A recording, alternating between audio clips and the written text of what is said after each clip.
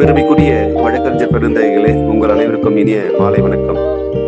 இன்றைய அற்புதமான மாலை பொழுது வேளையில் நம்முடைய சிறப்புமிக்க புரோகிட்டட் பீடியஸ் குழு வாயிலாக அசிஸ்டன்ட் பப்ளிக் ப்ராசிக்யூட்டர் தேர்வுக்கு தன்னை தயார்படுத்திக் கொண்டிருப்போரின் வருங்கால வெற்றியை உறுதிப்படுத்தும் வகுப்பு.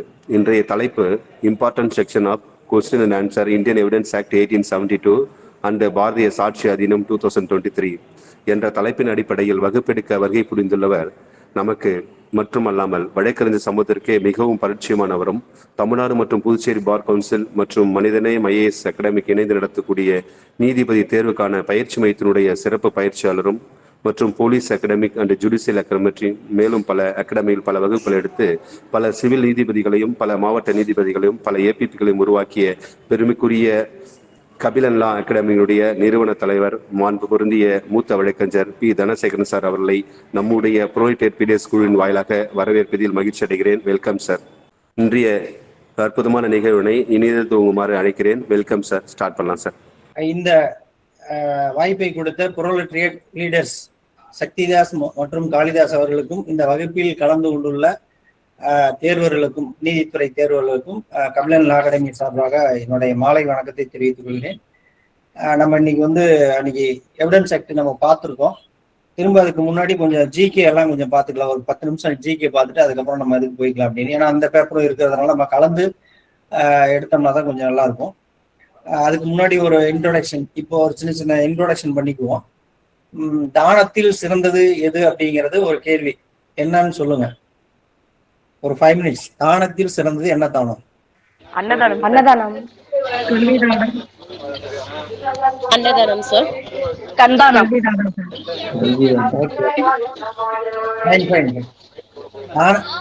தானத்தில் சிறந்தது என்னுடைய கருத்தின் அடிப்படையில நிதானம்.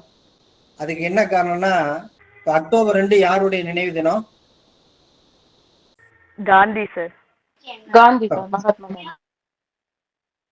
இப்ப நான் அப்பதான் சொன்னேன், தானத்தில் சிறந்தது நிதானம் சொன்னேன்.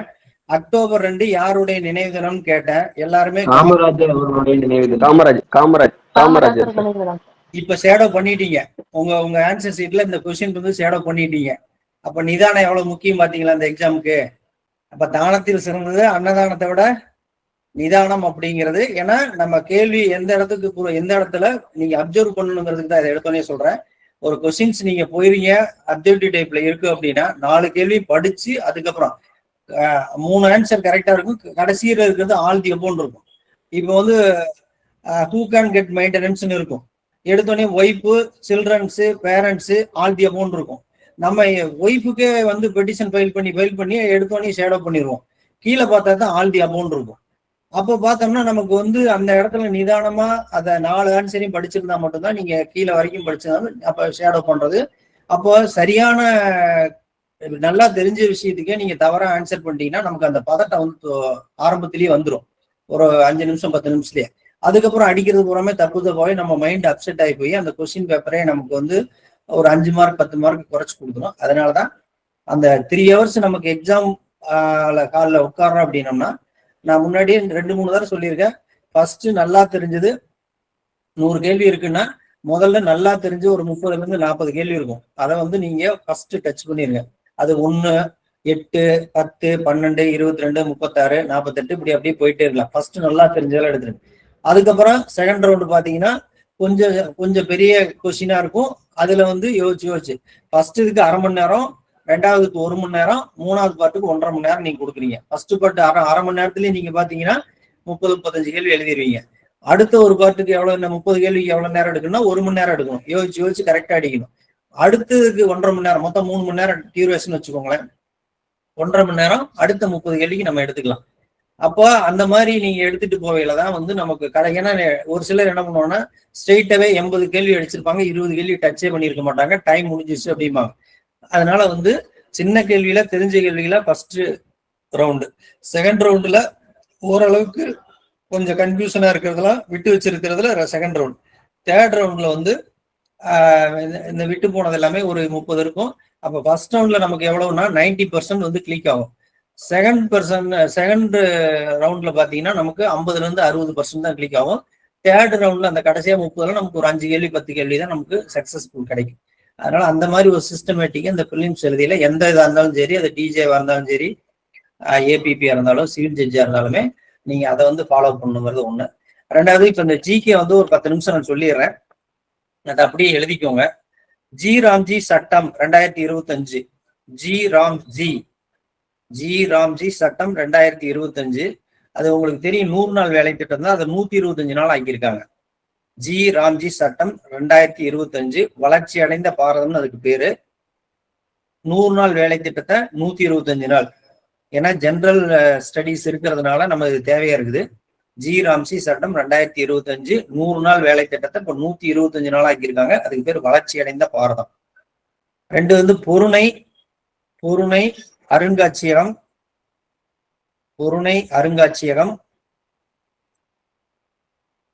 ரெட்டியார்பட்டி திருநெல்வேலி. பொருணை அருங்காட்சியகம் அது வந்து ரெட்டியார்பட்டிங்கிற இடத்துல இப்பதான் லாஸ்ட் வீக் வந்து திறந்து வச்சாங்க.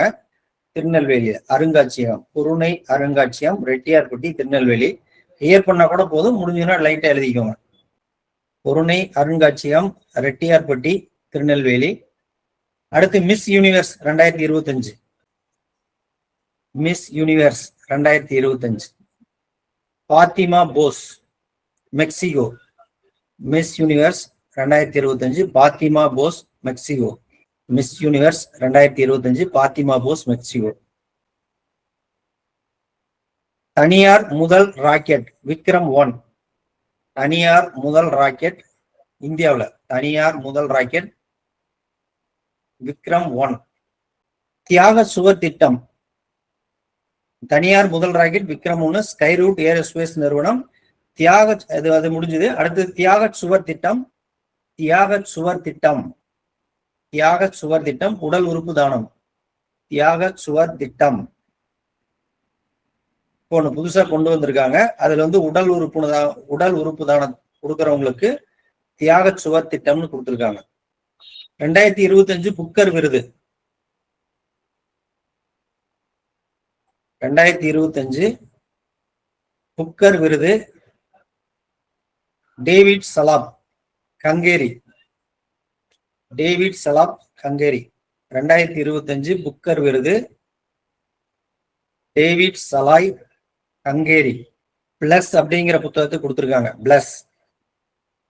பிளஸ் அப்படிங்கிற புத்தகத்தை கொடுத்திருக்காங்க. 2025 புக்கர் விருது டேவிட் சலாம் ஹங்கேரி பிளஸ் அப்படிங்கிற இதுக்கு. Champions of Earth Supriya Sahu. Champions of எர்த்ங்கிற ஒரு பட்டத்தை சுப்ரியா சாகு கூடுதல் தலைமைச் செயலாளர் Tamil Nadu. Champions of Earth Supriya Sahu அப்படிங்கிற அவங்களுக்கு கொடுத்திருக்காங்க, கூடுதல் தலைமைச் செயலாளர் நம்ம தமிழ்நாடு. அடுத்து முதல் மின்சார இராணுவ வாகனத்தின் பெயர், முதல் மின்சார இராணுவ வாகனத்தின் பெயர் பிர்வைக் வீர். முதல் மின்சார இராணுவ வாகனத்தின் பெயர் பிர்வைக் வீர். அடுத்து ஏஐ உச்சி மாநாடு டெல்லியில 2026 நடக்குது. ஏஐ உச்சி மாநாடு டெல்லியில 2026 நடக்குது. ஏஐ உச்சி மாநாடு 2026 டெல்லியில நடக்குது. ஓகே, நம்ம இப்போ வந்து சப்ஜெக்டுக்கு போலாம். நம்ம முன்னாடியே இன்னைக்கு எவிடன்ஸ் ஆக்டை பொறுத்த வரைக்கும் ரொம்ப சிம்பிளிஃபை பண்ணி நிறைய பிக்சர்ஸ் போட்டிருக்கோம், சாங்கு போட்டிருக்கோம். எவிடன்ஸ் ஆக்டுக்கே ஒரு 3-4 பிக்சர்ஸ் போட்டிருக்கோம், கட்ட வண்டி போட்டிருக்கோம், அதுக்கப்புறம் சின்ன சின்ன பிக்சர்ஸ் எல்லாம் போட்டிருக்கோம். ஏன்னா புரிதலுக்காக எங்கேயுமே விட்டு போயிடக்கூடாது. ஏன்னா எவிடன்ஸ் ஆக்ட் வந்து ஏபிபிக்கும் தேவை, மேத்ஸ்டேட்டுக்கும் தேவை, டிசிசிக்கும் தேவை. அது இல்லாம முக்கியமா பிராக்டிஸுக்கும் ரொம்ப தேவை. அதனால 167 செக்ஷனும் எவிடன்ஸ் ஆக்ட்ல இருக்கிறது. இப்போ பிஎஸ்சில 170 செக்ஷனும் நம்ம தரவா இருந்தோம்னா இந்த 4 ஃபீல்டுலையுமே 3 எக்ஸாமுக்கும் பயன்படுத்திக்கலாம், நம்ம ப்ராக்டிஸ்க்கும் பயன்படுத்திக்கலாங்கிறதுக்காக தான் நம்ம அதிகப்படியான இம்பார்ட்டன்ஸ் இந்த எவிடன்ஸ் ஆக்ட் கொடுக்கறதுக்கு காரணமே. எக்ஸாம்ல ஒரு சில சமயத்துல கிளியர் பண்ண முடியலன்னா அவங்க வந்து ப்ராக்டிஸ்ல கொஞ்சம் சக்சஸ் பண்ணிக்கிட்டோம் அப்படிங்கிறதுக்கு தான். நம்ம முன்னாடி அன்னைக்கு 101 இருந்து 120 வரைக்கும் பார்த்தா அதை ஒரு 5 நிமிஷத்துல பார்த்துட்டு திரும்ப நம்ம பேலன்ஸ் இருக்கிறதுக்கு போயிடுவோம். எவிடன்ஸ் ஆக்ட்னா கொஞ்சம் ஃப்ளோவில் வருது, அந்த செக்ஷன்ஸ் ஜிக்ஜாக்கா இருக்கிறதுனால அது கொஞ்சம் நமக்கு மாறி மாறி சொல்ற மாதிரி இருக்கும். அதனால எவிடன்ஸ், ஏன்னா இன்னும் 2-3 எக்ஸாமுக்கு இது வரும், இந்த 2 பேப்பரும் சேர்த்தா வரும், பிஎஸ்ஏவோ வரும், எவிடன்ஸ் ஆக்ட் கலந்துதான் கேட்பாங்க. செக்ஷன்ஸ் தான் மாறி இருக்கும். அதனால நீ செக்ஷன்ஸ்க்கும் இம்பார்ட்டன்ஸ் கொடுக்க வேண்டாம். ஏன்னா அவங்க வந்து இன்கிரீடியன்ஸ்ல தான் உண்டான இதுல தான் கொஸ்டின்ஸ் எடுப்பாங்க. அதனால மேக்சிமம் நீங்க அந்த 1100 செக்ஷனை வந்து இந்த 1150 செக்ஷனை இந்த 1050 செக்ஷனையும் போட்டு நம்ம எல்லாத்தையும் மனப்பாடம் பண்ணி வச்சுக்கணும் அப்படிங்கிறது வந்து அந்த இதுக்கு மைண்ட் செட்டுக்கு போகாதீங்க. இப்பவே பாத்தீங்கன்னா ஒரு எவிடன்ஸ் ஆக்ட்ல ஒரு 10 செக்ஷனும் ஒவ்வொன்றிலையும் ஒரு 3 ஆக்ட்ல 30 செக்ஷன் தான் நம்ம மைண்டுக்குள்ள நிக்குது. இப்ப 317 போடுறோம், அது 355 இருக்குது. 103 வந்து 302, அது வந்து இப்பதான் கொஞ்சம் கொஞ்சமா நம்ம மைண்டுக்கு வந்துட்டு இருக்கு. அதனால அது இன்னொரு காலகட்டம் ஒரு 5 ஆண்டுகள் 10 ஆண்டுகள் கடந்ததுக்கு பின்னாடிதான் எல்லாமே நம்ம மாறி வரும். அதனால இப்போதைக்கு யாரும் செக்ஷன்ஸ்ல இம்பார்ட்டன்ஸ் கொடுத்து அது மனப்பாடம் பண்ணணும் அப்பதான் நமக்கு மார்க் வரும் அப்படிங்கிறது இல்லை. என்ன கண்டென்ட் செக்ஷன்ஸ்ங்கிறது ஒரு சீரியல் ஆஃப் நம்பர், அது வரிசை நம்பர். அதுக்கு நம்ம இப்போதைக்கு இம்பார்ட்டன்ஸ் கொடுக்க வேண்டாம். 1-2 தெரியலனா கூட நம்ம இன்கிரீடியன்ஸ்ல இருக்கிறதுல இருந்து நம்ம மேனேஜ் பண்ணிக்கலாம். அதனால இன்கிரீடியன்ஸ் இப்போ 101 இருந்து 114 கேபிட்டல் வரைக்கும் இருக்குது எவிடன்ஸ் ஆக்ட்ல backbone of the evidence act நம்ம சொல்லிடணும். ஏன்னா 101 வந்து burden of proof belongs to the plaintiff, அது 101ல அது வந்து லீகல் பர்டன். 102ல 50% ஷிஃப்ட் ஆகுது. 103ல இருந்து 114A வரைக்கும் எல்லாமே burden of proof shifted to other side, opposite சைடுக்கு எல்லாமே மாறிடுச்சு. நம்ம அன்னைக்கு எல்லாம் தெளிவா பார்த்துட்டோம். அதுக்கப்புறம் எஸ்டோப்பல் 115ல இருந்து 117ல இருக்கிறது எஸ்டோப்பல். எஸ்டோப்பலை பொறுத்த வரைக்கும் ஒரு ஸ்டேட்மெண்ட்டை சொல்லிட்டு அது நம்ப தகுந்த மாதிரி இருந்துட்டு அதுக்கப்புறம் அதுக்கு டெனைட் பண்ண அதுக்கு பேர் எஸ்டோப்பல். அது ஒன்றும் பெரிய அந்த விஷயம்லாம் அதுல ஒன்றும் இல்லை. இது ஒன்லி இன் சிவில் ப்ரொசீடிங்ஸ்க்கு மட்டும்தான் இது பயன்படும். கிரிமினலுக்கு இது வராது, எஸ்டோப்பல் வராது. இப்ப இருக்கிற செக்ஷன்ஸ் வேண்டாம், அது 121ல இருக்கு, அதை நீங்க அதை ஃபாலோ பண்ணிக்கிங்க. எஸ்டோப்பல் வந்து முன்னாடி 115ல இருந்துச்சு. ஒரு டிக்ளரேஷன் கொடுக்குறாரு, ஒரு ஆக்ட் ஆர் ஒமிஷன், அதை வந்து அவரு believe a thing to be true, உண்மைன்னு நம்ப சொல்லி வச்சுட்டு அதுக்கப்புறம் டெனைட் பண்றதுக்கு பேர் தான் எஸ்டோப்பல். அந்த கட்டவண்டி பிக்சர்ஸ்லோட பார்த்தோம்னா அந்த மூக்கணாங்கயிறு estoppel by document, estoppel by judgment, estoppel by act. அப்போ ஒரு தீர்ப்புக்கு முரணா பேசக்கூடாது, ஒரு ஆவணத்துக்கு முரணா பேசக்கூடாது, செயலுக்கு முரணா செயல்படக்கூடாது. அதுதான் அதனுடைய கான்செப்ட் எஸ்டோப்பல். நான் நிறைய லாவில் கூட கவிதைகள்லாம் நிறைய எழுதியிருக்கேன் நான். அதுல வந்து முதல்ல இந்த எஸ்டோப்பலுக்கு தான் ஒரு கவிதை எழுதினேன் நான். தேர்வில் வெற்றி பெறக்கூடாது என்று தினம் தினம் இறைவனை பிரார்த்தனை செய்து கொண்டிருக்கின்றேன். தேர்வில் வெற்றி பெறக்கூடாது என்று இறைவனை தினம் தினம் பிரார்த்தனை செய்து கொண்டிருக்கிறேன். ஏனென்றால் என்னுடைய பிரார்த்தனை என்றுமே நிறைவேறியதில்லை அப்படின்னு இந்த முரண் அப்படிங்கிறதுக்காக அந்த கவிதை ஒன்று எழுதியிருந்தேன். ஓகே, அதனால எஸ்டோப்பல். இந்த எஸ்டோப்பலோடைய எக்ஸ்டென்ஷன் தான் 116, 117. 115 எக்ஸ்டெண்ட் வெர்ஷன் தான் 116. அதுல என்ன சொல்றாங்கன்னா லைசன்ஸ்னு வச்சுக்கோங்களேன், டெனன்ட் அண்ட் லைசன்ஸ். இப்போ ஒரு டெனன்ட் இருக்காரு, ஒரு ஓனர் மேல கேஸ் போட்டிருக்காரு, இல்ல ஓனர் வந்து டெனன்ட் மேல கேஸ் போட்டிருக்காரு. அனதர் டெனன்ட் 2-3 பேர் இருப்பாங்களா, அவங்க போயிட்டு ஹி இஸ் நாட் ஓனர் அப்படின்னு வந்து சொன்னா அதுக்கு பேர் எஸ்டோப்பல் பேர். ஏன்னா ஆல்ரெடி அவர் வந்து ஓனர்னு சொல்லி அவருக்கு நம்ம வந்து டெனன்ட் வந்து பே பண்ணிட்டு இருக்காரு ரெகுலரா. அப்போ அவர் அட்மிட் பண்ணிக்கிட்டாரு. அப்ப அட்மிட் பண்ணிக்கிட்டு அவருக்கு அக்கௌண்ட்ல பணம் போடுறாரு, மாசம் மாசம் ஜிபே பண்றான்னு வச்சுக்கோ, ஒரு 5000 வாடகை கொடுத்துட்டு இருக்காரு. இப்ப போய் இஸ் நாட் ஏ ஓனர் அப்படின்னு இவருக்கு சாதகமா சொன்னா அதுக்கு பேர் எஸ்டோப்பல்னு பேரு. அதனுடைய எக்ஸ்டெண்ட் வெர்ஷன் தான் அந்த பில் ஆஃப் எக்ஸ்சேஞ்ச். அப்படின்னு பில் ஆஃப் எக்ஸ்சேஞ்ச்ல 3 பேர் இருப்பாங்க. இவர்கிட்ட கொடுக்குற பணத்தை அவர்கிட்ட கொடுத்துருங்க, இவர் நூல் எடுத்துக்குவாரு, பண்டில் எடுத்துக்குவாரு, அவரு பணத்தை அவர்கிட்ட கொடுத்துரு, இது மாதிரி ஏபிசின்னு இருக்கும். அப்ப அந்த ஏபிசிக்குள்ள ஒரு டிரான்சாக்சன் நடக்கையில அது ரெகுலரா நடந்துகிட்டு இருக்கும். இடையில ஒரு டைம் வந்து இல்ல ஏவோடைய ரூல் அது கிடையாது, அவர் அந்த கம்பெனிக்கு ஓனர் கிடையாதுன்னு இது மாதிரி மாத்தி சொன்னா அதுக்கு பேரு எஸ்டோப்பல்னு பேரு. இது 3 தான் அதுக்குள்ள இருக்கு. அது 3ஐயும் படிச்சுட்டா 115ல இருந்து 117 வரைக்கும் இருக்குது. இது 3 தான். ஓகே, அடுத்து பாத்தீங்கன்னா ஹூ மே பி டெஸ்டிஃபை நம்ம அன்னைக்கே பார்த்தாச்சு. குழந்தை சாட்சியம் அதுக்கு வந்து பர்மிஷன் உண்டு. அது வந்து கிவிங் டு தி ரேஷனல், புரிந்து கொண்டு பதில் சொல்றோம் ஆற்றல் இருக்கிறவங்களை வந்து முன்னாடி வந்து ஒரு டெஸ்ட் பண்ணுவாங்க. கோர்ட் வந்து அந்த குழந்தைகளுக்கு வந்து புரிந்து கொண்டு கேள்விகள் பதில் ஒரு மாதிரி ஒரு 4-5 கேள்வி கேட்டு அதுக்கப்புறம் ரெக்கார்ட் பண்ணிட்டு அதுக்கப்புறம் ஃபேக்ட் ஆஃப் தி கேஸ் போவாங்க. ஓகே, அப்புறம் அனேபிள் டு ஸ்பீக் வெர்பலி அதுவும் பார்த்தாச்சு. அதுக்கப்புறம் பாத்தீங்கன்னா 120ல competency of witness in civil and criminal ப்ரொசீடிங்ஸ்ல நம்ம பார்த்தாச்சு. இப்ப நம்ம இன்னைக்கு 121ல இருந்து 167 வரைக்கும் இருக்கிறது முன்னாடி எவிடன்ஸ் ஆக்ட்ல இருந்தது. இதை நம்ம 1 by 1 நம்ம பார்த்துருவோம். இன்னைக்கு அதனுடைய டாபிக்கே அதுதான். அது அப்போ 121ல இருந்து 131 வரைக்கும் காமனா எழுதிக்காங்க. அதுக்கு வந்து பிரிவிலேஜ்டு கம்யூனிகேஷன், காப்புடை செய்திகள். 121 to 131 பிரிவிலேஜ்டு கம்யூனிகேஷன், காப்புடை செய்திகள்னு பேரு. பிரிவிலேஜ்டு கம்யூனிகேஷன், காப்புடை செய்திகள் 121ல இருந்து 131 வரைக்கும் இருக்கிறது. அது வந்து இங்க எங்க சொல்றாங்க அப்படின்னா 127 வந்து இப்ப ஆரம்பிக்கிறாங்க. 127 இருந்து ஆரம்பிச்சு அதை எங்க முடிக்கிறாங்க அப்படின்னா 136 முடிக்கிறாங்க. முன்னாடி 121 இருந்து 131 வரைக்கும் இருந்தது. இப்ப காமனா சொல்லிடுறேன், 127 இருந்து 136 வரைக்கும் இருக்கிறதுல இப்போதைக்கு பிஎஸ்சில கம்ப்ளீட் பண்றாங்க. அதுல என்ன சொல்றாங்கன்னா, அது முன்னாடி 165ல அந்த கார்ட்மேன் போட்டிருப்பாங்க கட்ட வண்டியில, to ask any question any time both parties board council. கோர்ட்டுக்கு வந்து உயரிய அதிகாரங்கள் கொடுத்துருக்காங்க. 165 அடிப்படையில் நீதிமன்றத்துக்கு நிறைய அதிகாரம் கொடுத்துருந்தாலுமே இந்த 121 இருந்து 131 வரைக்கும் இருக்கிறதுக்கு வந்து ஸ்பீடு பிரேக்கர் போட்டிருப்பேன். இதெல்லாம் வந்து கட்டைல் பண்ணியிருப்பாங்க. இந்த மாதிரியான விஷயங்கள் காப்புடைய செய்திகள் அப்படின்ட்டு. இப்போ ஃபார் எக்ஸாம்பிள் பாத்தீங்கன்னா, முன்னாடி 125 இருக்குது, இப்போ 130 information as to commission of offence. ஒரு குற்றம் வந்து தகவல் வருது அப்படின்னா அதை வந்து பாக்ஸ்ல ஏறி நம்ம அதர் சைடு வைக்கணும் கேட்க முடியாது, நீதிமன்றமும் கேட்க முடியாது. ஏன்னா இப்போ வந்து கந்தசாமி தான் இந்த தகவலை சொன்னாரு, அதனாலதான் காரில் கடத்தப்பட்ட கஞ்சாவை வந்து நாங்க கைப்பற்றோம் அப்படின்னா கந்தசாமியோட உயிருக்கும் ஆபத்து இருக்கும். மற்ற யாரும் சொல்றதுக்கு துணிய மாட்டாங்க. அதனால அது ரகசிய தகவல் அப்படின்ட்டு அந்த கந்தசாமிங்கிற பேரை வந்து யூஸ் பண்ண மாட்டாங்க, யாரும் கேட்கக்கூடாது. அந்த மாதிரியான விஷயங்கள் தான் 121 இருந்து 131 வரைக்கும் சொல்லியிருக்காங்க. இதுல 1 by 1 சொல்றேன் நான், கேட்டுங்க. முன்னாடி இருந்ததுல வந்து 121, இப்போ வந்து 127 ஜட்ஜஸ் அண்ட் மேஜிஸ்ட்ரேட். இப்போ அவங்களுக்கு என்னன்னா, no judge or magistrate shall except upon the special order of some court.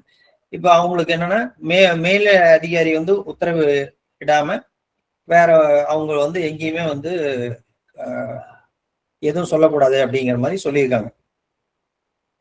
Compel to answer any question as to his own conduct அப்படின்னு சொல்லியிருக்காங்க. அப்ப ஜட்ஜஸ்க்கும் மேஜிஸ்ட்ரேட்டுக்கும் ப்ரிவிலேஜஸ் கொடுத்துருக்காங்க அப்படிங்கிறத எழுதிக்கோங்க. முன்னாடி வந்து இப்போ 127 by 121 போட்டுக்கோங்க. ஜட்ஜஸ் அண்ட் மேஜிஸ்ட்ரேட்டுக்கு ப்ரிவிலேஜஸ் அது. அதே மாதிரி கம்யூனிகேஷன் டூரிங் மேரேஜ் 128, முன்னாடி 122 கம்யூனிகேஷன் டூரிங் மேரேஜ். அவங்களுக்கு என்ன சொல்றாங்கன்னா, shall be compelled to disclose any communication made him during marriage by. கணவன் மனைவி நைட்ல என்ன பேசிட்டாங்க அப்படிங்கிறது வந்து அதை வந்து கேட்கக்கூடாது அப்படிங்கிறது ஒரு ப்ரிவிலேஜ் கம்யூனிகேஷன்ல அது கொடுத்துருக்காங்க. 1 by 1 அது எல்லாத்துக்கும் தெரிஞ்சது. அது அடுத்து 123, இப்போ வந்து 123 இப்போ வந்து 129ல கொடுத்துருக்காங்க பிஎஸ்ஏல. Evidence as to affairs of state. இப்போ என்னன்னா, ஒரு ஸ்டேட் வந்து ஒரு தகவல் வந்து ரகசியமா வச்சிருக்காங்க அப்படின்னா அதை வெளியிடணும் அப்படிங்கிறது மாதிரி கொடுக்கக்கூடாது அப்படிங்கிற மாதிரி. அது வந்து 129, முன்னாடி வந்து 123. அடுத்து 130 by 124 official communication. No public officer shall be compelled to disclose communication made. Official confidence. ஒரு முதல்வர் வந்து ஒரு எஸ்பிகிட்டையும் கலெக்டர்கிட்டையும் ஒரு விஷயங்கள் சொல்றாங்க அப்படின்னா அதை வந்து டிஸ்க்ளோஸ் பண்ணக்கூடாது அப்படிங்கிறத அந்த சொல்லியிருக்கிறாங்க. முன்னாடி வந்து அபிஷியல் ரெக்கார்ட்ஸ் முன்னாடி சொன்னது, இப்ப சொன்னது அபிஷியல் கம்யூனிகேஷன், தகவல் பரிமாற்றம் சொல்லுவாங்க. இப்ப கூட பாத்தீங்கன்னா அந்த தூத்துக்குடியில வந்து மேலதிகாரி உத்தரவு இல்லாம வந்து அந்த துப்பாக்கி சூடு நடக்கிறதுக்கு வாய்ப்பு இல்லை. அதெல்லாம் வந்து டிஸ்க்ளோஸ் பண்ணக்கூடாது, யாருக்கிட்ட சொன்னாங்க அப்படிங்கிறது வந்து பண்ணக்கூடாதுங்கிறது காப்புடைய செய்தியில வருது. நம்ம அது டெப்தா அந்த இதுக்குள்ள போக வேண்டாம். ரெண்டு விஷயங்கள் இந்த இதுல இருந்து 121 இருந்து 131 வரைக்கும் இருக்கிற மேலோட்டமான விஷயங்கள். 10 மார்க் கேள்வி கேட்டாங்கன்னா இது நல்ல கேள்வி. அதனால வந்து முதல்ல ஜட்ஜஸ்க்கும் மேஜிஸ்ட்ரேட்டுக்கும் ஒரு ப்ரிவிலேஜ் கொடுக்குறாங்க, அப்புறம் கணவன் மனைவிக்கு ப்ரிவிலேஜஸ் கொடுக்குறாங்க, அப்புறம் ஸ்டேட்டுக்கு ப்ரிவிலேஜஸ், ஸ்டேட் மீன்ஸ் மத்திய அரசு மாநில அரசு, அதுக்கு ஒரு ப்ரிவிலேஜஸ் கொடுக்குறாங்க. அடுத்து அபிஷியல் கம்யூனிகேஷன், எஸ்பி கலெக்டர் இவங்க என்ன பேசிக்கிட்டாங்க அப்படிங்கிற மாதிரி அந்த இது வச்சுக்கோங்க, மைண்ட்ல வச்சுக்கோங்க. அது அடுத்து information to commission of offence 131, இப்ப முன்னாடி 125. ரகசிய தகவல் எங்க இருந்து வந்தது, ரகசிய தகவல் எங்க இருந்து வந்துச்சு அப்படின்னு அதை வந்து கொடுக்க கூடாது. அதை கொடுத்தா அது பிரச்சனையாகும் அப்படிங்கன்னா ரகசிய தகவல் போட்டுக்கோங்க.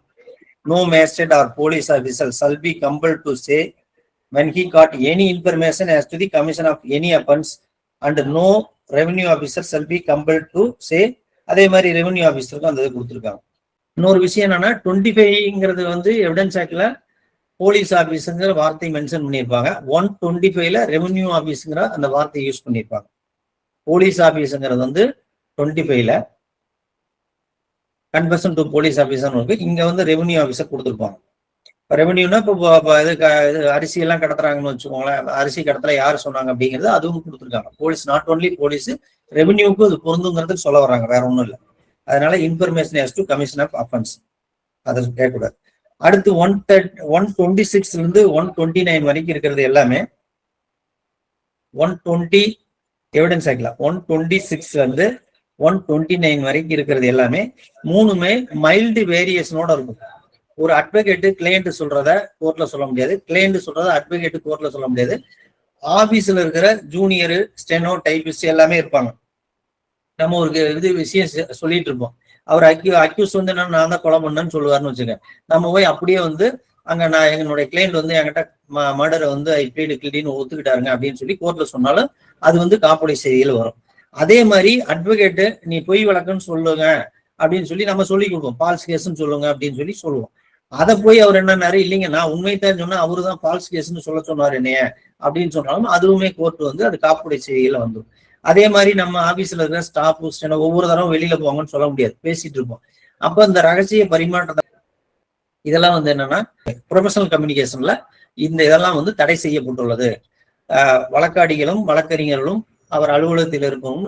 இப்ப அந்த கிளர்க்கு போய் சொல்லுவான், குமார்சா போய் சொல்லுவான், எங்க வக்கீல்கிட்ட வந்து அவர் ஒத்துக்கிட்டாருங்க அப்படின்னு போய் அவன் நாளைக்கு சாட்சி சொல்ல வர்றான்னு வச்சுக்கோங்க கோர்ட்ல.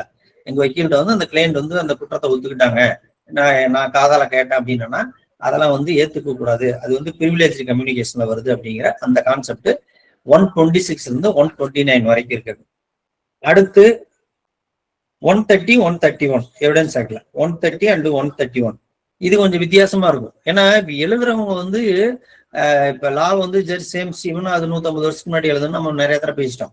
இப்போ இதெல்லாம் யோசிச்சிருக்காங்க, இப்படி எல்லாம் இந்த அதிகாரமும் கொடுத்துருக்காங்க, கம்பல் பண்றதும் நம்ம பின்னாடி பார்க்க போறோம். கம்பல் பண்றதுக்கும் ஒரு சூழல் கொடுத்துருக்காங்க, கேட்க கூடாதுங்கிறதுக்கும் ஒரு சில சூழல் கொடுத்துருக்காங்க. அதுல பாத்தீங்கன்னா 130 முன்னாடி இருந்ததுல production of title deeds of witness not a party, production of title deeds of witness not a party. பார்ட்டியா இருக்கிற அவர் வந்து இந்த வழக்குல ஒரு தரப்பினர் கிடையாது, விட்னஸா வர்றாரு. இப்ப பக்கத்து நிலத்துக்காரர் நம்ம விட்னஸா கூட்டு வரோம். ஃபார் எக்ஸாம்பிள் பக்கத்து நிலத்துக்காரர் விட்னஸா கூட்டு வரோம், இவருதான் அனுபவத்துல இருக்கிறதுக்காக. இப்ப அவர்கிட்ட வந்து அந்த பக்கத்து நிலத்துக்காரர் டாக்குமெண்ட் ஒப்படைச்சிங்கன்னா அதுல இவருடைய நிலத்துக்கு வந்து இவருடைய நிலத்துக்கு மேற்கு அவருடைய நிலத்துக்கு கிழக்குன்னு இருக்கும்ல, அதை ப்ரூவ் பண்றதுக்காக இப்ப கோர்ட்டோ அதர் சைடோ நீ உன்னுடைய டாக்குமெண்ட்டை கொண்டாந்து என்கிட்ட கொடுத்தீங்கன்னா நான் அதை ப்ரூவ் பண்ணிக்குவேன் அப்படின்னு கேட்கலாமான்னா கேட்கக்கூடாது. ஏன்னா அவர் only witness not a party. Party அருகில ஒப்படைக்க சொல்லலாம், அது வந்து கோர்ட்டுக்கு அதிகாரம் இருக்கு, நமக்கு அதிகாரம் இருக்கு, அதர் சைடுக்கு அதிகாரம் இருக்கு. ஆனா விட்னஸா வர்றாரு, பக்கத்து நிலத்துக்கார அனுபவம் இருக்குன்னு சொல்ல வர்றவர்கிட்ட போய் உன்னுடைய நிலத்து பத்திரத்தை கொடுத்தீங்கன்னா அதுல இன்னார் நிலத்துக்கு கிழக்குன்னு இருக்கும், அதை நான் ப்ரூவ் பண்ணிக்கிறேன்னா அப்போ ஒப்படைக்க கூடாது, அது வந்து தடை செய்யப்பட்டுள்ளது. அது பிரிவிலேஜ் கம்யூனிகேஷன்ல வருது 130ல. அதை விட இன்னும் எக்ஸ்டெண்டா ஒன்று சொல்லியிருக்காங்க பாருங்க அடுத்ததுல 131ல. அதுல எலக்ட்ரானிக் ரெக்கார்ட்ஸ் இப்ப சேர்த்துக்கிட்டாங்க. Having possession could refuse to produce. இப்ப முன்னாடி இருக்கிறது பார்ட்டியா இல்லாத பட்சத்துல டாக்குமெண்ட்டை ஒப்படைக்க கூடாது, இப்ப தேர்ட் பார்ட்டி பொசிஷன்ல இருக்கிற டாக்குமெண்ட்டையும் ஒப்படைக்க சொல்லக்கூடாது அப்படின்னு இப்ப இன்னும் கொஞ்சம் அதுல எக்ஸ்டென்டிவா சொல்லியிருக்காங்க. இப்போ தேர்ட் பார்ட்டி பொசிஷன்னா இப்ப நம்ம கிட்ட ஒரு டாக்குமெண்ட்டை ஒரு 10 லட்சம் ரூபாய்க்கு கடன் அவசர தேவைக்கு 10 லட்சம் கடன் வாங்கிட்டு அந்த டாக்குமெண்ட் கொடுத்துருப்பார், அசல் டாக்குமெண்ட் கொடுத்துருப்பாரு. இப்போ ஒரு 20,000 ரூபாய்க்கு ஒரு சூட்டை போட்டு இல்லை ஒரு 10,000 ரூபாய்க்கு ஒரு சூட்டை போட்டு இந்த டாக்குமெண்ட் இவர்கிட்ட இருக்குது கொண்டாந்து ஒப்படைக்க சொன்னோம்னு வச்சுக்க, அது வந்து நாட் பாசிபிள், அதுவும் தடை செய்யப்பட்டுள்ளது. இப்ப பேங்க்ல லோன் வாங்கியிருப்போம், அவர்கிட்ட அசல் டாக்குமெண்ட் அங்க இருக்கும். இப்போ நம்ம ஒரு கேஸை போட்டு பேங்கார்ல கொண்டாந்து கோர்ட்ல ஒப்படைன்னு சொன்னா அதுவும் தடை செய்யப்பட்டுள்ளது. அப்ப இந்த 121ல இருந்து 131 வரைக்கும் இருக்கிறதுல ஒரு மார்க் கேள்வியில எந்த ரூபத்துல கேட்டாலும் நம்ம எழுதுறதுக்கு தயாரா இருக்கணும். இதுல வேற ஒன்றும் சிரமமான விஷயம் இதுல எதுவுமே இல்லை. இந்த 130, 131 தேர்ட் பார்ட்டியோட டாக்குமெண்ட்டையும் ஒப்படைக்க சொல்லக்கூடாது 130ல. அந்த தேர்ட் பார்ட்டிங்கிறது நீங்க எப்படி 130ல 3 இருக்குமா, 3க்கு அப்புறம் பி 0 இருக்கும், 0 பியா போட்டுங்க, முன்னாடி ஒரு இது போட்டீங்கன்னா பி, அப்ப தேர்ட் பார்ட்டி டாக்குமெண்ட்டை ஒப்படைக்க சொல்லக்கூடாதுன்னு வந்துடும். அதுக்கப்புறம் கண்டினியூவா தேர்ட் பார்ட்டி பொசிஷன்ல இருக்கிற டாக்குமெண்ட்டையும் ஒப்படைக்க சொல்லக்கூடாதுன்னு வந்துடும். அவ்வளவுதான். அப்போ 121ல இருந்து 131 வரைக்கும் பிரிவிலேஜ் கம்யூனிகேஷன்ல இன்னும் ஒரு தடவை போய் புக் எடுத்து படிச்சு பாருங்க, தமிழார் இங்கிலீஷ்ல. அதுக்கு மேல அதுக்குள்ள இருக்கிற விஷயங்கள் ஒண்ணுமே கிடையாது. ஓகே, அடுத்து 132, இப்போ வந்து 137. witness not excused for answering on ground that answer will criminate. இப்ப சம் கொஸ்டின்ஸ் வந்து கிரிமினேட் பண்ற மாதிரி இருந்தாலுமே he has to give answer அப்படிங்கிறது அதனுடைய கான்செப்ட். அது நிறைய ஜட்ஜ்மெண்ட் இருக்கு, நான் உங்களுக்கு கடைசியில சொல்றேன். நான் 137ல witness not excused from answering on ground that answer will criminate. A witness shall not be executed from answering any question as to any matter relevant to the matter in issue or any suit or any civil or criminal proceedings. அவர் வந்து ஒரு குற்றச்சாட்டுற மாதிரி இருந்தாலுமே அதுக்கு வந்து அவர் பதில் சொல்ல கடமைப்பட்டவர் அப்படின்னு சொல்லியிருக்காங்க. ஆனாலுமே அந்த 20/3 செல்ஃப் இன்கிரிமினேஷனுக்கு அகைன்ஸ்டா இருக்கக்கூடாது அப்படிங்கிற அந்த ரூலை ஃபாலோ பண்ணும். அது வந்து பார்ட் 3க்குள்ள வர்றதுனால 20/3க்கு அஃபெக்ட் ஆகாம ஒரு சில விஷயங்களை ஒத்துக்கிறதுக்கு வாய்ப்புகள் கொடுத்துருக்காங்க 137. முன்னாடி வந்து அது 132. அடுத்து முக்கியமா பார்க்க போறது முன்னாடி 133, இப்போ 138. இப்ப accomplice shall be a competency of witness against an accused person. இது உங்களுக்கு எல்லாத்துக்கும் தெரியும். இந்த accomplice வந்து முன்னாடி எல்லாம் 133க்கு ஏன்னா ஆல்பபெட்ல 1, சீனா 3, சீனா 3 மைண்ட்ல வச்சுக்கணும். இப்போ 138க்கு வந்துருச்சு. இதுல என்னன்னா 114 ஸ்மால் பி இலையும் வந்து இதுக்கு கான்ட்ராவா கொடுத்துருப்பாங்க. கோஆபரேட் பண்ணணும், இவர் சொல்றதை மட்டும் எடுத்துக்க கூடாதுன்னு. இப்ப கொஞ்சம் சேஞ்சஸ் என்ன வந்துருச்சுன்னா, முன்னாடி இருந்து அந்த அண்ணுங்கிறத எடுத்துட்டாங்க. அன்கோஆபரேட்டட் டெஸ்டிமனி ஆஃப் அக்காம்ப்ளிஸ் அப்படிங்கிற இப்ப கோஆபரேட்டட் டெஸ்டிமனி ஆஃப் அன் அக்காம்ப்ளிஸ் அப்படின்னா, முன்னாடி அந்த ஒருத்த கூட இருந்தவன் சொல்றதுக்கு உறுதிப்படுத்துறதுக்கு மெட்டீரியல் பர்டிகுலர்ஸ் வேணும்னு சொன்னாங்க. இப்ப தேவையில்லைன்னு சொல்லிட்டாங்க. கூட இருக்கிறவன் சொல்றதை மட்டும் வச்சுக்கிட்டு தண்டனை கொடுத்துடலாம் அப்படிங்கிறது இதனுடைய. அப்ப அன்கோஆபரேட்டடுங்கிற அந்த அண்ணு எடுத்துட்டு இப்ப கோஆபரேட்டட் டெஸ்டிமனி ஆஃப் அன் அக்காம்ப்ளிஸ்ங்கிறது முன்னாடி இருக்கிறதுக்கும் இந்த இதுக்கும் என்ன வித்தியாசம்னா, அண்ணுங்கிற ஒரு இதை எடுத்ததுனால 2 எடுத்துட்டதுனால இதுக்கு இம்பார்ட்டன்ஸ் அதிகமாகுது. அப்ப உடன் குற்றவாளி இப்ப வந்து அவன் நடமாடும் சிசிடிவி கேமரா மாதிரி நடுக்காட்டுக்குள்ள ஒரு மாடல் பண்றானுங்க, 5 பேர் சேர்ந்து பண்றாங்க. அப்போ அவன் உடன் குற்றவாளி சொல்றது வந்து அவன் நடமாடும் சிசிடிவி கேமரா, அவன் சொல்றத நம்பி கொடுங்க அப்படிங்கிற மாதிரி. அதானா ட்ரஸ்ட் ஒர்த்தியா இருக்கணுங்கிறதெல்லாம் வேற விஷயம். பட் இருந்தாலுமே முன்னாடி இருக்கிறத விட இப்போ 133க்கு இருந்த இம்பார்ட்டன்ஸை விட 138க்கு அது கொடுத்துட்டாங்க. முன்னாடி ரூல் ஆஃப் ப்ரூடன்ஸ்னு பேரு, இப்போ ரூல் ஆஃப் லாங்கிற மாதிரி அது கொண்டு வந்திருக்காங்க. அது தனியா ஒரு ஆர்டிகிள் இருக்க, தனியா நான் உங்களுக்கு அனுப்புறேன். ஏன்னா நம்ம இப்போதைக்கு பிலிம்ஸ்க்கு என்ன தேவையோ அது மட்டும் நம்ம படிச்சா போதுங்கிறதுக்கு தான். நம்ம மெயின்ஸ்க்கு வரையில இதுல வந்து கண்டிப்பா இந்த 138க்கும் 114 ஸ்மால் பிக்கும் என்ன வித்தியாசம் அப்படின்னு கேள்விகள் கேட்கறதுக்கு வாய்ப்பு இருக்கு. அதுக்கு 5 மார்க்கோ 10 மார்க்கு கேட்பாங்க.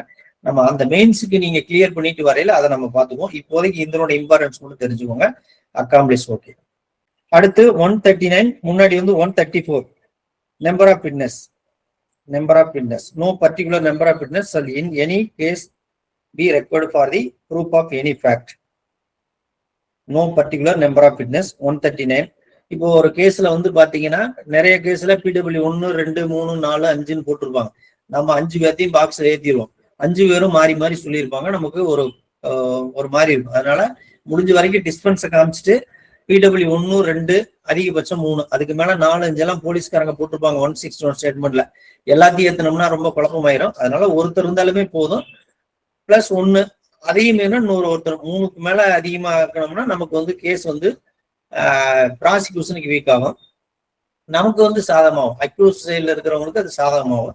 அதனால நம்ம அவங்க வர்றவங்களை வந்து நம்ம வேண்டாம்னு சொல்ல முடியாது. அதனால 5 பேர் வரையில நம்ம கிராஸ் பண்ணி தாகணும். ஆனா எந்த வழக்கா இருந்தாலும் இத்தனை பேர் தான் இருக்கணும், ஒருத்தர் இருக்கணும், 2 பேர் இருக்கணும் இல்லை. ஆனா ஒருத்தர் இருந்தா போதுங்கிறது அதனுடைய கான்செப்ட். நம்பர் ஆஃப் விட்னஸ் வந்து அது 1. ஓகே. இப்ப நம்ம முன்னாடியே சொன்ன மாதிரி எவிடன்ஸ் ஆக்ட்ல 5ல இருந்து 55 வரைக்கும் ரிலவன்சி ஆஃபேக்டா நம்ம பார்த்தோம். எதெல்லாம் which are relevancy, which are not relevancy அங்க முன்னாடியே சொல்லிட்டாங்க. அடுத்து பாத்தீங்கன்னா 61ல இருந்து 100 வரைக்கும் இருக்கிறது என்னென்ன டாக்குமெண்ட், பிரைமரி டாக்குமெண்ட் எது, செகண்டரி டாக்குமெண்ட் எது, பப்ளிக் டாக்குமெண்ட் எது, ஆம்பிகியஸ் டாக்குமெண்ட்ங்கிறதா 61ல இருந்து 100 வரைக்கும் கொடுத்துருக்காங்க.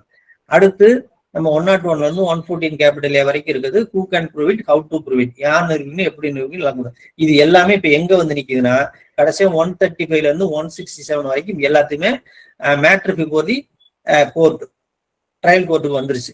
இப்ப ட்ரையல் கோர்ட் வந்தோடனே இப்ப நீதிமன்றம் தான் இது எல்லாமே வரிசைப்படுத்தி எப்படி எப்படி ட்ரையல் எடுக்கணும், எப்படி எப்படி இது பண்ணணும், சீப் என்ன பண்ணணும், கிராஸ் என்ன பண்ணணும், இப்ப எல்லாமே மேட்ரு பிஃபோர் தி இப்ப ட்ரையல் கோர்ட்டுக்கு வந்துருச்சு.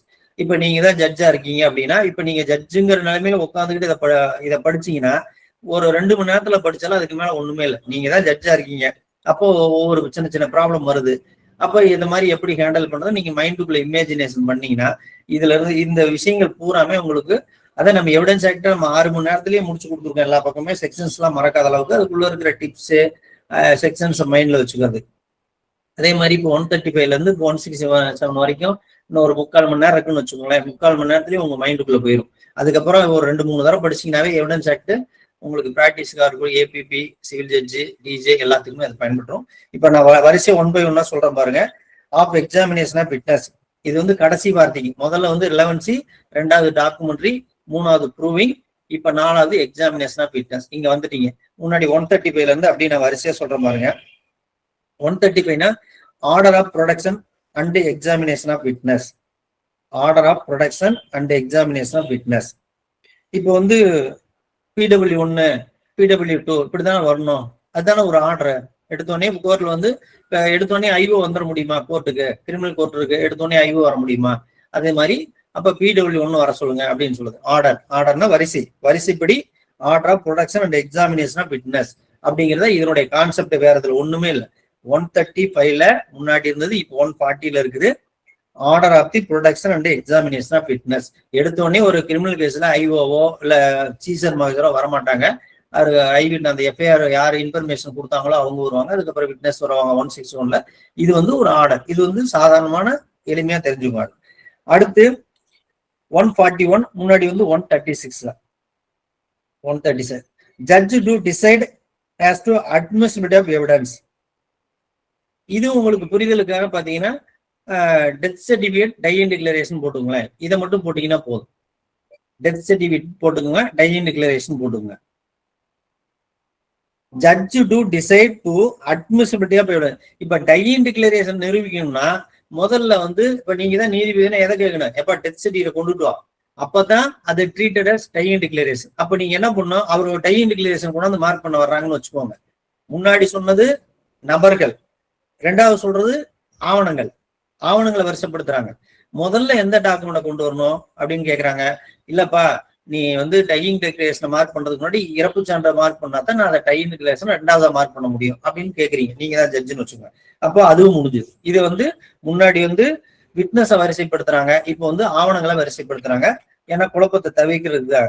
ஏன்னா இது ஏவனா டை-இன் டிக்ளரேஷன், அவர் உயிரோட டை-இன் டிக்ளரேஷன் கொடுத்தவரு பெட்டர் ட்ரீட்மெண்ட் கொடுத்து உயிரோட வந்திருந்தாருன்னா என்ன பண்றது? அதனாலதான் அவர் என்னங்கிறாரு, பாதுகாப்புக்காக முதல்ல டெத்தை கொடுன்னு கேட்கறதுக்கு நீதிமன்றத்துக்கு அதிகாரம் உண்டு. ஓகே, அது முடிஞ்சது. அடுத்து 137 இப்போ வந்து 142. 137 முன்னாடி இப்போ வந்து 142 எக்ஸாமினேஷன் ஆஃப் விட்னஸ். இதுதான் வந்து ஆலினால் அழகுராசா செக்ஷன் நம்ம சொல்லுவோம். எவிடன்ஸ் ஆக்ட்லயே வந்து ஆலினால் அழகுராசா செக்ஷன் முன்னாடி எல்லாத்துக்கும் 5 ஆக்டுமே சொல்லியிருக்கிறோம். எவிடன்ஸ் ஆக்ட்ல ஆலினால் அழகுராஜான்னு ஒரு செக்ஷன் நீங்க எடுத்துக்கிட்டீங்கன்னா இந்த 137. ஏன்னா இதுலதான் சீப்பு கிராஸ் ரீ எக்ஸாமினேஷன். நீங்க என்னதான் முன்னாடி எல்லா செக்ஷனும் இருந்தாலுமே இந்த சீப்பு கிராஸ் ரீ எக்ஸாமினேஷன் இல்லாம ஒரு தீர்ப்பு வெளியில ப்ராப்பரான தீர்ப்பு வெளியில வர்றதுக்கு வாய்ப்பு கிடையாது. அட்லீஸ்ட் எக்ஸ்பர்ட்டியா இருந்தா கூட சீப் எடுத்தாகும். அதனாலதான் சீப்பு கிராஸ் ரீ எக்ஸாமினேஷன். இது எல்லாத்துக்கும் தெரிஞ்சதான். 137ல சீப்புங்கிறது தெரியும், கிராஸ்ங்கிறதும் தெரியும். அது என்ன ரீ எக்ஸாமினேஷன் அப்படின்னா, ஒரு சில கேள்விகள் விடுபட்டு போச்சு அப்படின்னா with permission of the court or both side ஒரு கேள்வி விட்டு போச்சுன்னா கோர்ட்டுக்கிட்ட வந்து நம்ம நிறைய பேர் என்ன பண்ணணும்னா அவங்க பாட்டு கேட்க ஆரம்பிச்சிருவாங்க. ஆனா வித் ரீ எக்ஸாமின் பண்ணல வந்து with permission of the court அவங்ககிட்ட பர்மிஷன் கேட்டுட்டு இந்த கேள்வி விட்டு போச்சுங்க கேட்கணும் அப்படின்னு கேட்கலாம். கேட்டதுக்கு பின்னாடி ஒரு கேள்வி கேட்டீங்க, விட்டு போன ஒரு கேள்வி கேட்டீங்க, கோர்ட்டு பர்மிட் பண்ணிடுச்சு. திரும்ப cross opportunity to the other side automatically welcome. அவங்களுக்கு வந்து அதர் சைடுக்கு வந்து என்னன்னா, நம்ம அந்த ஒரு கேள்வி கேட்டது, ஒரு கேள்வியோ 2 கேள்வியோ கேட்டிருந்தாலுமே அவங்க அதை குறுக்கு விசாரணை பண்றதுக்கும் அந்த அதிகாரம் வந்துருது, ஆட்டோமேட்டிக்கா வந்துருது, சைமல்டேனியஸாவே வந்துருதுன்னு தெரிஞ்சுக்கோங்க. அதனால சீப்புங்கிறது வந்து பாக்ஸ்ல ஏறி நடந்ததை சொல்லுவாங்க, சிவில்ல ப்ரூஃப் போடுவோம், கிரிமினல்ல நடந்ததை சொல்லுவாங்க. கிராஸ் பண்ணியாச்சு, கிராஸ் பண்ணதுக்கு அப்புறம் ஏதாவது விட்டு போச்சுன்னு தோணுச்சு அப்படின்னம்னா அப்ப நீதிமன்ற அனுமதியோடு அந்த கேள்வி கேட்கலாம். அந்த கேள்வி கேட்ட பிறகு அதர் சைடுக்கும் அவங்கள திரும்ப குறுக்கு விசாரணை பண்றதுக்கு அந்த வாய்ப்பு இருக்குதுன்னு சொல்ல வர்றதுதான் அந்த 137. அப்ப முடிஞ்சது இது. அடுத்து order of examination. Order of examination 138. Order of examination. இப்ப கோர்ட்டுக்கு வந்து ஒரு எக்ஸ்ட்ரா அதிகாரம் கொடுத்துருக்கு, ஆர்டர் ஆஃப் எக்ஸாமினேஷன். இப்ப இதை நீங்க புரிஞ்சுங்க. முதல்ல நான் சொன்னது என்னன்னா, விட்னஸை வரிசைப்படுத்திட்டாங்க. பிடபிள்யூ 1வாப்பா, பிடபிள்யூ 2வா, 3வான்னு சொல்லிட்டாங்க. அது உங்களுக்கு புரிதல் ஆயிடுச்சு. அடுத்து ரெண்டாவது என்னன்றாங்க, முதல்ல டெத் சர்டிஃபிகேட் கொடுப்பா, டைம் டிக்ளரேஷன் அப்புறம் மார்க் பண்ணா, அதுவும் உங்களுக்கு புரிஞ்சிருச்சு. அடுத்து வரிசைப்படுத்திட்டாங்க, முதல்ல சீஃப், கிராஸ், ரீ எக்ஸாமினேஷன். இப்போ இன்னொரு என்ன சொல்றாங்கன்னா, ஆர்டர் ஆஃப் எக்ஸாமினேஷன். இப்ப பிளைண்டிஃப் வந்து ஒரு ஒரு லட்ச ரூபா கொடுத்தேன் அப்படின்னு சொல்றாரு. டிபெண்டன்ட் என்ன சொல்றாருன்னா, நான் வந்து 50,000 வந்து அவர் நோட்டீஸ் அனுப்பினோடனே அவருடைய அக்கௌண்ட் நம்பருக்கு, அந்த பிளைண்டிஃபோட அக்கௌண்ட் நம்பருக்கு நான் 50,000 வந்து நான் அக்கௌண்ட்ல போட்டேன் நானு அப்படின்னு சொல்றாரு. அப்ப நீதிமன்றம் அந்த டிபெண்டன்ட ஃபர்ஸ்ட் பாக்ஸ்ல ஏத்தி, நீ 50,000 ப்ரூவ் பண்ண கொடுத்தத நான் அதுக்கப்புறம் நான் பாத்துக்கிறேன், வாதியாச்சு நானாச்சு பாத்துக்கிறேன்னு சொல்றதுதான் இந்த ப்ரொவிஷன். நல்லா புரிஞ்சுக்கோங்க. பிரதிவாதியை ஃபர்ஸ்ட் பாக்ஸ்ல ஏத்தலாம், அதுக்கு வந்து நீதிமன்றத்துக்கு அதிகாரம் உண்டு. நீ 50,000 கொடுத்துட்டுங்கிறீல்ல, அதை கூட, ஏன்னா இவர் 1 லட்சத்துக்கு போய் தான் சொல்ல போறாரு, நீ கொடுத்தத முதல்ல சொல்லணும்னு சொல்றதுதான். இப்ப பிரதிவாதி கூட நீதிமன்றத்துல முதல்ல ஏறி ஒரு வழக்குல மணிசூர்னு வச்சுக்கோங்களேன், அந்த வழக்குல பிரதிவாதி ஏறி, நீ வந்து அவர் ஆர்டர் ரிசீவ்டு நோட்டீஸ், நான் வந்து அமௌண்ட் சென்ட் பண்ண அப்படிங்கிறதுக்கு நீங்க ப்ரூஃப் கொடுங்கன்னு சொல்லி முதல்ல பிரதிவாதி பாக்ஸ்ல ஏத்துற ப்ரொவிஷன் தான் இந்த 138. ஓகே. அடுத்து 139. இப்போ வந்து 144. முன்னாடி 139, இப்போ வந்து 144. Cross examine a person called to produce a document. இதை எப்படி நீங்க புரிஞ்சுக்கணும்னா, 139 இருக்குல்ல, அந்த 9 வந்து முன்னாடி இருக்கிற எவிடன்ஸ் 139 நம்ம பியா மாத்திக்கோங்க. 9 வந்து மிரர்ல பார்த்தா பீன் தெரியும். அப்ப ப்ரொடியூஸ் ஏ டாக்குமெண்ட் அப்படின்னா, அவர் வந்து இப்ப விட்னஸா வர்றாரு. இதுல இருந்து விட்னஸா வரல, இப்ப ஒரு தாசில்தாரை கொண்டு வந்து அந்த வில்லேஜ் மேப்பை கொண்டாந்து ஒப்படைக்க சொல்றாங்கன்னு வச்சுக்கோங்க. வில்லேஜ் மேப்பை அவரு ஒன்லி ப்ரொடியூஸ் டாக்குமெண்ட் மட்டும்தான், மற்றபடி அவரை வந்து கிராஸ் எல்லாம் பண்ண முடியாது. cannot be cross examined unless and until he is called as witness. அவர் வந்து விட்னஸ் கிடையாது, அந்த வழக்குக்கு அவர் விட்னஸ் கிடையாது. தாசில்தார்கிட்ட இந்த வில்லேஜோடைய மேப்பை கொண்டு வந்து ஒப்படைங்க அப்படின்னு சொல்லி ஒரு நீதிமன்றம் சொல்லுதுன்னா, அவர் அது பாதை ரைட் இருக்கு என்னன்னு பாக்குறதுக்கு அவர் வந்து ஆவணங்களை ஒப்படைப்பதற்கு மட்டும்தான் ஒப்படைக்கணும் ஒழிஞ்சு, மற்றபடி அவரை குறுக்கு விசாரணை செய்யக்கூடாது. Cross examination of person called to produce a document, only produce a document. அதே மாதிரி எதுவா இருந்தாலுமே ஒரு ஆவணங்கள் இருக்குது அவர்கிட்ட இருக்குதுன்னா, அந்த ஆவணத்தை ஒப்படைக்க மட்டும்தான் சொல்லாம ஒழிஞ்சு, அவர் விட்னஸா இல்லாத பட்சத்துல, விட்னஸா ட்ரீட் பண்ணாத பட்சத்துல அவர் வந்து குறுக்கு விசாரணை பண்ணக்கூடாது. ஆவணத்தை ஒப்படைக்கிறது மட்டும்தான் அவர் டியூட்டி. அவர் வந்து கிராஸ் எக்ஸாமினேஷனுக்கு உட்படுத்தக்கூடாது அப்படிங்கிறது இந்த 139 பொறுத்த வரைக்கும் வித்தியாசம். திரும்ப ஒருக்க சொல்றேன், 135 பொறுத்த வரைக்கும் சாட்சிகளை வரிசைப்படுத்துவதற்கு அது ரொம்ப எளிமையானது. பிடபிள்யூ 1, 2, 3. அடுத்து ஆவணங்களை வரிசைப்படுத்துவது அதுவும் அது. அடுத்து பாத்தீங்கன்னா வழக்கு விசாரணையே எதால இருந்து ஆரம்பிக்கிறது 137, சீப்பு, கிராஸ், ரீ எக்ஸாமினேஷன். அடுத்து 138ல நம்ம பார்த்தது வந்து என்ன, இப்போ 140ல ஆர்டர் ஆஃப் எக்ஸாமினேஷன். டிபெண்டன்ட வந்து வர சொல்றது, டிபெண்டன்டே வந்து ஃபர்ஸ்ட் பாக்ஸ்ல ஏற சொல்றது. அடுத்து இப்போ என்ன சொல்றாங்கன்னா, only produce document not a witness. அவர் வந்து விட்னஸா இல்லாத பட்சத்துல குறுக்கு விசாரணை பண்ண முடியாது. இதுவும் முடிஞ்சுது. ஓகே. அப்போ 135ல இருந்து 139 வரைக்கும் இருக்கிற எல்லா விஷயங்களும் முடிஞ்சுது. அடுத்து 145, முன்னாடி 145 வந்து இப்போ என்னென்ன செக்ஷன்ஸ் 145 வந்து இப்போ 140ல இருக்கு. Witness character. இந்த முன்னாடி பாத்தீங்கன்னா 140, 145 முன்னாடி எவிடன்ஸ் ஆகிக்கலாம். 140, 146, 153, 155 4 செக்ஷன் எழுதிக்கோங்க. 141, 140, 146, 153, 155 இது எல்லாமே விட்னஸோடைய கேரக்டர் வந்து சேலஞ்ச் பண்ணலாம். நம்ம குழந்தை சாட்சி எந்த வயசுல வேணாலும் சாட்சிகள் சொல்லலாம்னு இருக்கு. ஆனா இந்த 4 ஏரியாவில என்ன சொல்றாங்கன்னா, விட்னஸ் அவன் கேரக்டரை பொறுத்த வரைக்கும் அதை வந்து சேலஞ்ச் பண்ணலாம் அப்படின்னு.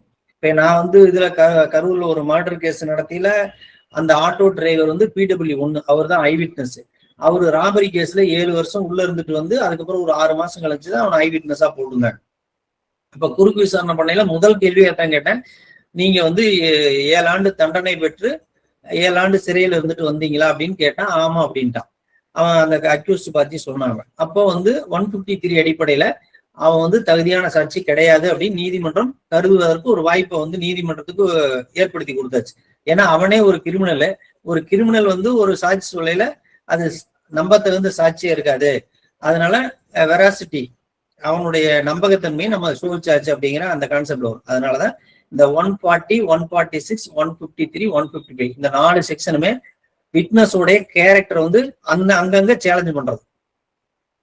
ஓகே, அடுத்து லீடிங் கொஸ்டின்ஸ் 146. இப்ப முன்னாடி வந்து 141, 142, 143 இது மூணுமே வந்து இப்ப என்னன்னா சப்செக்ஷனா கொடுத்துட்டாங்க.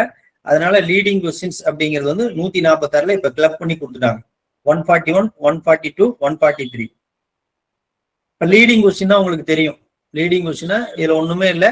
எப்பப்ப கேட்கலாம், எப்பப்ப கேட்கக்கூடாது. இது சாதாரணமா சீப்ல லீடிங் கொஸ்டின் கேட்கக்கூடாது, கிராஸ்ல கேட்கலாம். இதுதான் இதனுடைய கான்செப்ட்.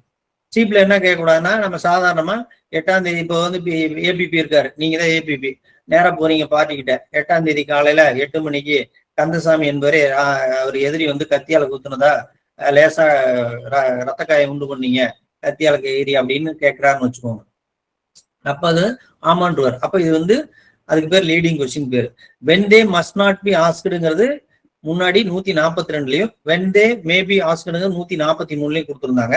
இப்ப எல்லாத்தையும் கிளப் பண்ணி ஒரே செக்ஷனா கொடுத்துட்டாங்க லீடிங் கொஸ்டின் அப்படிங்கிறது. எப்பப்பெல்லாம் கேட்கக்கூடாது, எப்பப்பெல்லாம் கேட்கலாம் அப்படின்னு. Leading question may be asked in cross examination, அது மட்டும் தெரிஞ்சுக்கோங்க. அதுல சீப்ல கேட்கக்கூடாது. அடுத்து முன்னாடி வந்து 144ல இருந்துச்சு, evidence has to matter in writing. இப்போ 147ல இப்ப இருக்கு. முன்னாடி வந்து 144 evidence has to matter in writing. இது வந்து செக்ஷன் 90ல இருக்கும். செக்ஷன் 90ல பெஸ்ட் எவிடன்ஸ் ரூல்ல வரும். இது யாரும் ஒண்ணு சொல்லியிருக்க மாட்டாங்க உங்களுக்கு. 90ல செக்ஷன் 91ல எவிடன்ஸ் ஆக்ட்ல பெஸ்ட் எவிடன்ஸ் ரூலுக்கு பெஸ்ட் செக்ஷன் அப்படின்னு பார்த்தா 91 தான். ஏன்னா அதுலதான் என்ன சொல்லியிருப்பாங்கன்னா, ஒரு கான்ட்ராக்ட், ஒரு grant or other disposition of property, அதுல வந்து ஏ வெர்சஸ் பி அவங்க 2 பேரும் உடன்பாடுல கையெழுத்து போட்டிருப்பாங்க. அவங்க 2 பேரும் அதை மறுக்க முடியாது. ஏவும் மறுக்க முடியாது, பியும் மறுக்க முடியாது. ஆனா விட்னஸ் வேணா அந்த சூழ்நிலையில பொறுத்து, இல்லைங்க இந்த சூழ்நிலையில அவர் எழுதி கொடுத்தாருன்னு சொல்ல முடிஞ்சு, மற்ற ஏவும் பியும் மறுக்க முடியாதுன்னா அதனாலதான் பெஸ்ட் எவிடன்ஸ் ரூலுக்கு வந்து 91 செக்ஷனை நம்ம பெஸ்ட் செக்ஷனா நம்ம சொல்றோம். மற்ற பிரைமரி டாக்குமெண்ட் இருந்தாலும் செகண்டரி டாக்குமெண்ட் இருந்தாலும் அதே வார்த்தைகள் தான் யூஸ் பண்ணியிருக்காங்க. Contract, grant or other disposition of property. அப்ப அதை வந்து எவிடன்ஸா நீதிமன்றத்துல கொடுக்கலாம். Evidence has to matters in writing, எழுத்து மூலமாக இருப்பதை நீதிமன்றத்தில் சாட்சியமாக அளிக்கப்படலாம் அப்படிங்கிறது 144. இப்போ வந்து 147. அடுத்து ரொம்ப முக்கியமானது, எவிடன்ஸ் ஆக்ட்ல 2 ப்ரொவிஷனை சொல்லுங்க அப்படின்னு இன்டர்வியூல கேட்கறாங்க. முக்கியமா 2 ப்ரொவிஷனை சொல்லுங்க அப்படின்னு கேட்டாங்கன்னா 157 வெர்சஸ் 145 இது மட்டும் அங்க போயிருக்கணும், அந்த செக்ஷன் இங்க வந்திருக்கணும். ஏன்னா முன்னாடி கிராஸுக்கு கொடுத்துட்டாங்க, அதுக்கப்புறம் ப்ரீவியஸ் ஸ்டேட்மெண்ட்டை கொராபரேட் பண்றது 157ல கொடுத்துட்டாங்க. அதனால 145 வெர்சஸ் 157 இதுதான் வந்து நீதிமன்றத்துல 157 பொறுத்த வரைக்கும் அது சிவிலா இருந்தாலும் கிரிமினல் ஒரு எஃப்ஐஆர் உறுதிப்படுத்துறதுக்கு 157ல அந்த விக்டிமோ அந்த இன்ஃபார்மெண்டோ அங்க வரணும். அதே மாதிரி ஒரு சிவில் சூட்ல 157ல ப்ரூஃப் எவிடன்ஸ் ஃபைல் பண்ணி அவங்க போட்ட வழக்கு அது பார்ட்டிஷனா இருக்கட்டும், ப்ரோனோட்டா இருக்கட்டும், உறுதிப்படுத்துறதுக்கு வரணும். ப்ரீவியஸ் ஸ்டேட்மெண்ட்டை கொராபரேட் பண்றதுக்கு பாக்ஸுக்கு வரணும் 157. 145ல அவங்கள வந்து cross examination, right to cross examination இந்த இடத்துல கொடுத்துருக்காங்க.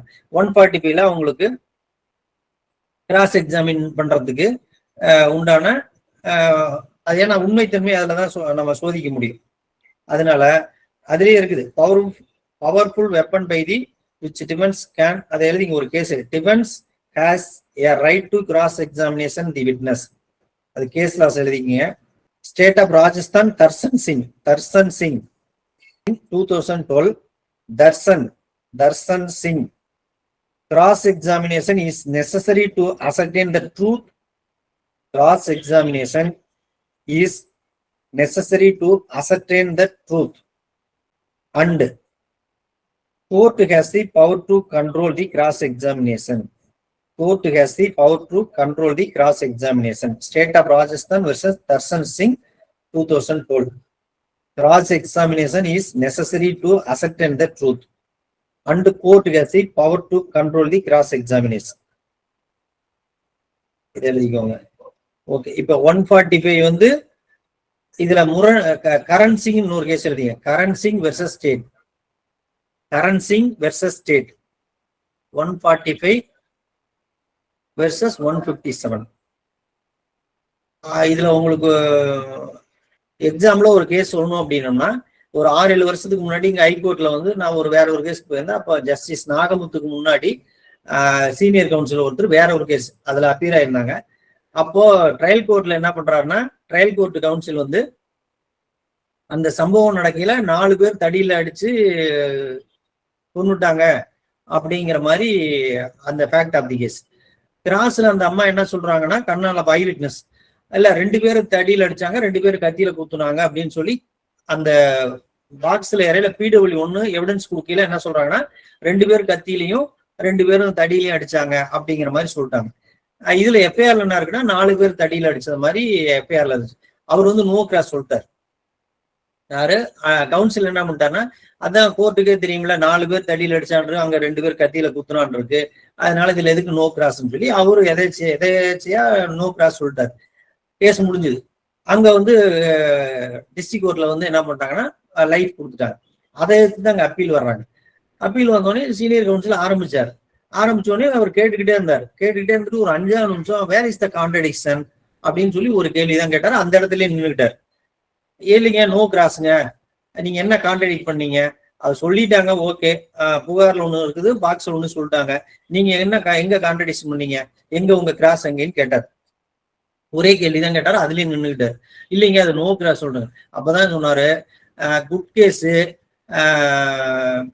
ஒஸ்ட் அட்வொகேட்டு எல்லாம் பேட் அட்வொகேட் தான் சொல்லிட்டு, அதனால வந்து இதுக்கு மேல எல்லாம் நான் ஒன்றும் விசாரிக்கவே இல்லை, வந்து அப்பீல் வந்து டிஸ்மிஸ்டார், லைஃப்பை வந்து கன்ஃபார்ம் பண்ணிட்டாங்க. ஏன் அப்படின்னா இந்த கேள்வியே அங்க கேட்காத காரணத்தினால. இப்ப என்னன்னா, நீங்க உங்க புகார்ல 4 பேர் தடியில் அடிச்சதா சொல்லி கொடுத்துருக்கீங்கல்ல அப்படின்னு அதை அவங்க டெனைட் பண்ணிட்டும் இல்லை எது வேணாலும் சொல்லிட்டோம். அப்ப கேட்டிருந்தாங்கன்னா அப்போ வந்து ஆட்டோமேட்டிக்கா அந்த கேஸ் வந்து சக்சஸ் ஆயிருக்கும்.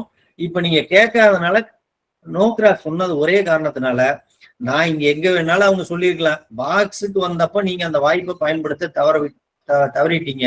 அதனால இந்த கேஸ் வந்து நல்ல கேஸ் தான். என்னை பொறுத்த வரைக்கும் நான் நேரம் அக்யூட்டல் பண்ணியிருப்பேன். கிராஸ் பண்ணியிருந்தீங்கன்னா 2 வார்த்தை கேட்டிருந்தீங்கன்னா நான் கண்டிப்பா அக்யூட்டல் பண்ணியிருப்பேன். என்னால இப்ப வந்து there is no other chance, அதனால அவருடைய தலையெழுத்து அவர் உள்ள இருக்கட்டும் அப்படின்னு சொல்லி அதுக்கு மேல போகவே இல்லை. அந்த ஆர்குமெண்ட்டை அதுக்கு மேல அவர் எக்ஸ்டெண்டே பண்ணவே இல்லை.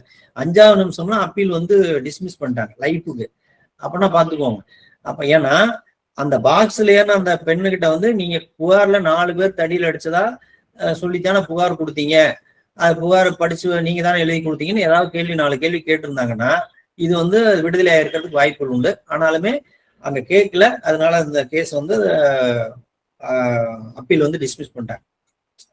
ஓகே, நம்ம முன்னாடியே பார்த்தாச்சு. இந்த 146 வந்து முன்னாடியே அந்த விட்னஸோட கொஸ்டின்ஸ் லாஃபுல் இன் கிராஸ் எக்ஸாமினேஷன் இப்போ வந்து 149ல இருக்கு. 146 முன்னாடி, இப்போ 149 கொஸ்டின்ஸ் லாஃபுல் இன் கிராஸ் எக்ஸாமினேஷன். இப்போ கொஞ்சம் இந்த பிஎன்எஸ் வந்ததுல இருந்து அதுல இந்த செக்ஷன் 64, 65, 66, 67, 68, 69 எழுத அது அந்த உமன்ஸ் டிக்னிட்டி பாதிக்காத அளவுக்கு கேள்வி கேட்கணும். இந்த நேர்கொண்ட பார்வை படம் பார்த்திருப்பீங்க. அது எப்படி அலோவ் பண்ணாங்கன்னே தெரியல. நம்ம 53 இயர்லாம் எவிடன்ஸ் ஆக்லாம் வந்துருச்சு. ஆனா நேர்கொண்ட பார்வையெல்லாம் பாத்தீங்கன்னா அது அந்த அளவுக்கு அபத்தமா பாக்ஸ்ல ஏறி அந்த பெண்களை வந்து கேள்விகள் கேட்பாங்க. அதுல படத்தை பார்த்தவங்களுக்கு தெரியும்னு நினைக்கிறேன். அதனால அவங்களுக்கு டிக்னிட்டி, அதனால கொஸ்டின்ஸ் லாபுல் இன் கிராஸ். ஏன்னா இப்ப கோர்ட்டுக்கு வந்துட்டு 135லயே செக்ஷன்ல இருந்து நம்ம கோர்ட்டுக்கு வந்துட்டோம்ல மேட்ரு. அதனால கொஸ்டின்ஸ் வந்து கேட்கறது நீங்க கிராஸ்ல எதை வேணாலும் கேட்கலாம்னாலுமே அது லாஃபுல்லா இருக்கணும் அப்படின்னு சொல்றதுதான் 146 முன்னாடி. இப்போ 149 எந்த கேள்வியா இருந்தாலும் விட்னஸோட கேரக்டர் நீங்க சேலஞ்ச் பண்ணாலுமே இங்க வந்து உமன்ஸை வந்து நீங்க அப்படி பண்ண முடியாது. அங்க ரெஸ்ட்ரிக்ஷன் கொடுத்துருக்காங்க. எல்லாத்துக்குமே எக்ஸப்ஷன்ஸ் ஆல்சோ லா. விதிவிலக்கும் விதியினை சொல்லும். விதிவிலக்கு இல்லாம ஒரு சட்டத்தை யாராலையும் ஏற்ற முடியாது. அப்ப நாம சொல்லிட்ட முன்னாடியே குழந்தைய கூட சாட்சி சொல்லலாம், 140, 146, 153 சாட்சியோடைய வந்து நம்பகத்தன்மை இது பண்ணலாம் அப்படின்னா, இப்ப இங்க என்ன கொடுத்துருக்காங்கன்னா லாஃபுல்லா இருக்கணும், சட்டப்படி இருக்கணும். ஒரு பெண்ணும் பாக்ஸ்ல ஏறிட்டாங்க அப்படிங்கிறதுக்காக அந்த பெண்ணை வந்து பல விதமா கேள்விகள் கேட்கறது, கேட்டு அது இரிட்டேட் பண்ணி அவங்களுடைய பெண்மைய வந்து தவறா பேசி அந்த மாதிரியான கேள்வியெல்லாம் கேட்கக்கூடாது. குறுக்கு விசாரணை என்பது சட்டப்படிதான் இருக்கணும். எந்த கேள்வி வேணாலும் கேட்கலாம்னாலும் அது சட்டப்படிதான் இருக்கணும் அப்படிங்கிறத இதனுடைய கான்செப்ட். 146 முன்னாடி, இப்போ 149. அடுத்து 147, 148. 147, 148 எவிடன்ஸ் ஆக்ட். இப்போ 150 and 151.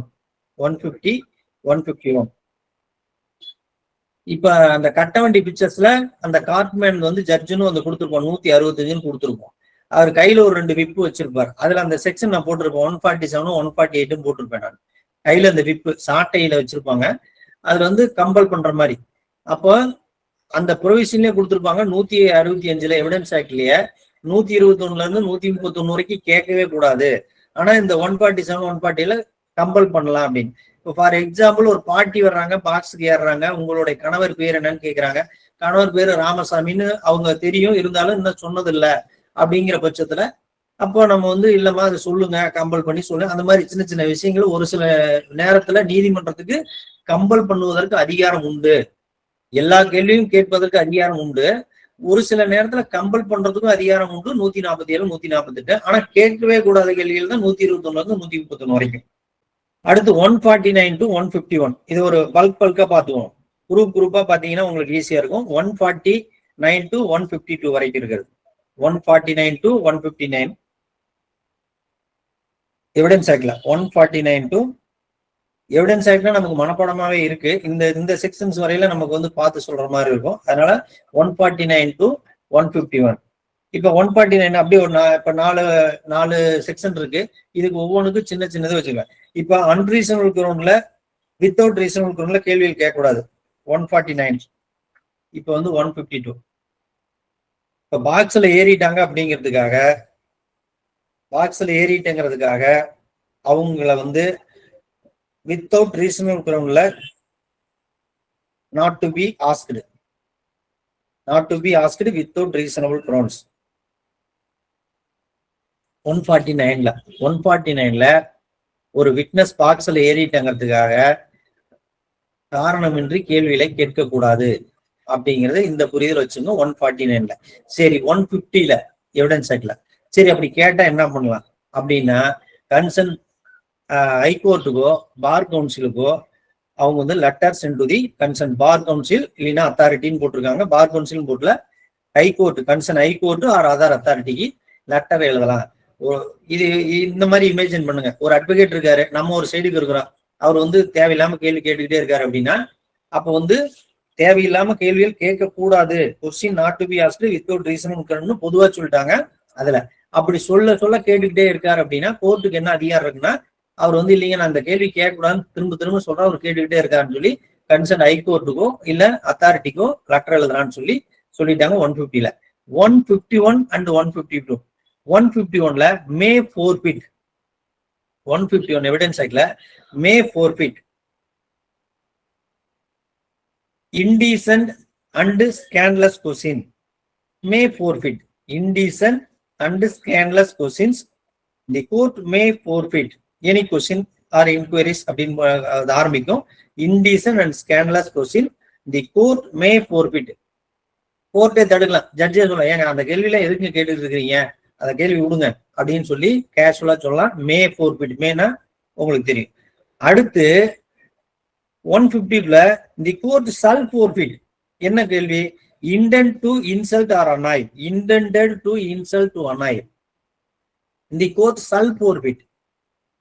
அப்ப 149 நீங்க நைட்டு போய் நான் சொல்லியிருக்கிறேன், நைட்டோ எப்பவுமே நீங்க ஒரு நீங்க ஆஸ்பிரண்டா இருக்கீங்க, எக்ஸாம்ஸ்க்கு நீங்க ப்ரிப்பேர் பண்றீங்கன்னா ஒரு படுக்க போறதுக்கு முன்னாடி ஒரு 10 நிமிஷம் உங்களுடைய எந்த கிளாஸ் அட்டன் பண்றீங்களோ அவங்க என்ன சொல்லி கொடுத்தாங்களோ அதை திங்க் பண்ணி பாருங்க.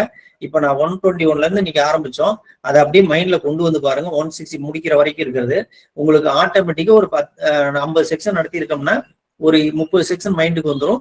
திரும்ப 10 செக்ஷனோ 20 செக்ஷனோ அடுத்த நாள் காலையில எடுத்து பாத்தீங்கன்னா அதுக்கப்புறம் உங்க லைஃபேலே மறக்காது. இதுதான் இதனுடைய கான்செப்டே. இப்ப நம்ம சொல்றது ஒவ்வொன்னா திரும்ப நம்ம எல்லாத்தையும் ரிப்பீட் பண்ணிடுவோம், உங்களுக்கு மைண்டுக்கு வந்துடும், ஒன்றும் பிரச்சனை. இப்ப 149ல அன்ரீசனபிள் கேள்வி கேட்கக்கூடாண்டாங்க. 150ல கேட்டா ஹைகோர்ட்டுக்கும் அத்தாரிட்டிக்கும் எழுதுன்றாங்க. 151ல மே கோர்ட்டு தடுக்கலாம். 150 எனக்கு என்னென்ன question scandal இன்டீசன் and scandalous question. 152ல என்ன சொல்றாங்கன்னா இன்டென்ட் டு இன்சல்ட் ஆர் அனை சல் ஃபோர்பிட், அதை மட்டும் மைண்ட்ல வச்சு சல் ஃபோர்பிட், அவ்வளவுதான். 149 அன்ரீசனபிள்ல நாட் டு ஆஸ்க். 150ல 2 பக்கம் அனுப்பலாம், ஹைகோர்ட்டுக்கும் அத்தாரிட்டிக்கும். 151ல மே ஃபோர்பிட், 150ல சல் ஃபோர்பிட். இது அந்த இது முடிஞ்சிருச்சு. அடுத்து 154 153 நம்ம முன்னாடி பார்த்துட்டோம். 153 தான் பாத்தீங்கன்னா அந்த நம்பகத்தன்மை, exclusive evidence contradict answers to questioning testing veracity. 153 நான் சொன்னேன்ல, பாக்ஸ்ல ஏறினோடனே அவன் 7 வருஷம் தண்டனை போயிட்டு வந்தவன், ராபரியில 7 வருஷம் தண்டனையில இருந்துட்டு வந்தவன், அவன் வந்து PW1 இருக்கான்னா அவனுடைய டெஸ்டிங் வெராசிட்டி எடுத்தோடனே முதல் கேள்வி அதான் கேட்டேன். அதை பாத்தீங்கன்னா அந்த ஜட்ஜ்மெண்ட் பாத்தீங்கன்னா நான் முன்னாடி CA போட்டு வச்சிருந்தேன், எங்கேன்னு தெரியல. அது மாதிரி இது மாதிரி அபத்தமா ஒரு வழக்கை வந்து தாக்க முடியும். ஆனா கொலைகேஸ்ல 1.5 வருஷமா உள்ள இருக்கிறான். பெயில் வந்து அப்போல்லாம் பிளட் ரிலேட்டிவ் தான் கொடுக்கணும்லாம் சூரிட்டியில போட்டாங்க, அதனால இல்லாம இருந்தா. அப்புறமேல அந்த கேஸை இது பண்ணி கோத்ரூ பண்ணி எல்லா விட்னஸுக்கும் 5 கேள்வி 6 கேள்வி 5 கேள்வி 6 கேள்வி ரூலிங்கே கொடுக்கல. நான் சொல்றது 15 வருஷத்துக்கு முன்னாடி, ஒரு 20 வருஷமே ரூலிங்கே கொடுக்கல. அப்பவே வந்து அக்யூட்டல் பண்ணிட்டாங்க அந்த கேஸை பொறுத்தவரை. அந்த இதே மாதிரிதான் அப்ப என்னன்னா கெய்னிங் ஃபார் மர்டர், சொத்தை எழுதி வைக்க சொல்லி மர்டர் பண்ணிட்டாங்கிறது அந்த ஃபேக்ட் ஆஃப் தி கேஸ். அப்ப அந்த இறந்து போனவருக்கு சொத்து இருந்ததா அப்படிங்கிறது வந்து ப்ராசிக்யூஷன் மஸ்ட் ப்ரூவ். ஆனா அவருக்கு இந்த இடத்துல இவ்வளவு சொத்து இருந்துச்சு அப்படிங்கிறது வந்து அந்த டாக்குமெண்ட் எடுத்து போடல. அவங்க இருக்குதா இல்லையான்னு நமக்கு தெரியாது. டாக்குமெண்ட் எடுத்து போடல. 2 ஆஸ்பெக்ட்ல அந்த இதை விடுதலை பண்ணியிருந்தாங்க. இப்ப சொத்தை எழுதி வைக்கல அப்படிங்கிறதுக்காக மர்டர் பண்ணிட்டேன்னா சொத்தை எழுதி வச்ச சொத்து இருந்ததுக்கு உண்டான ஆவணங்களை நீதிமன்றத்துல அந்த ஐஓ தாக்கல் பண்ணலாம், ஒரு ஆஸ்பெக்ட். 2வது PW1 வந்து ஐ விட்னஸ், அவன் தான் PW1, அவன் 7 வருஷம் ஜெயிலுக்கு போயிருந்தான். வந்து அதுக்கப்புறம் தான் அந்த புகார் கொடுக்குறான். அவன் அந்த 7.5 வருஷத்துல அந்த புகார் அவன் பார்த்த மாதிரி கொடுக்குறாங்க. அப்ப 2 ஆஸ்பெக்ட்ல வந்து அந்த கேஸ் விடுதலையாச்சு. ஆனா உண்மையிலுமே மனச்சாட்சிப்படி அவங்ககிட்ட கேட்ட இல்லைங்க, எங்க இறந்தவர் வந்து ஒரு சாட்சியா வந்து 1 வாரத்துக்கு அப்புறம் கோர்ட்ல இருந்து வேற ஒரு கேஸ்ல ஒரு சாட்சியா இருந்தாங்க, அதனால ஆப்போசிட் பார்ட்டி தான் வந்து கொண்டுட்டாங்க, அதுல என்னை போட்டாங்க, கண்டுபிடிக்க முடியாதனால என்னை வந்து அவங்க இதை இன்ஃபுளுன்ஸ் பண்ணதுனால என்னை வந்து திரும்ப போட்டாங்க.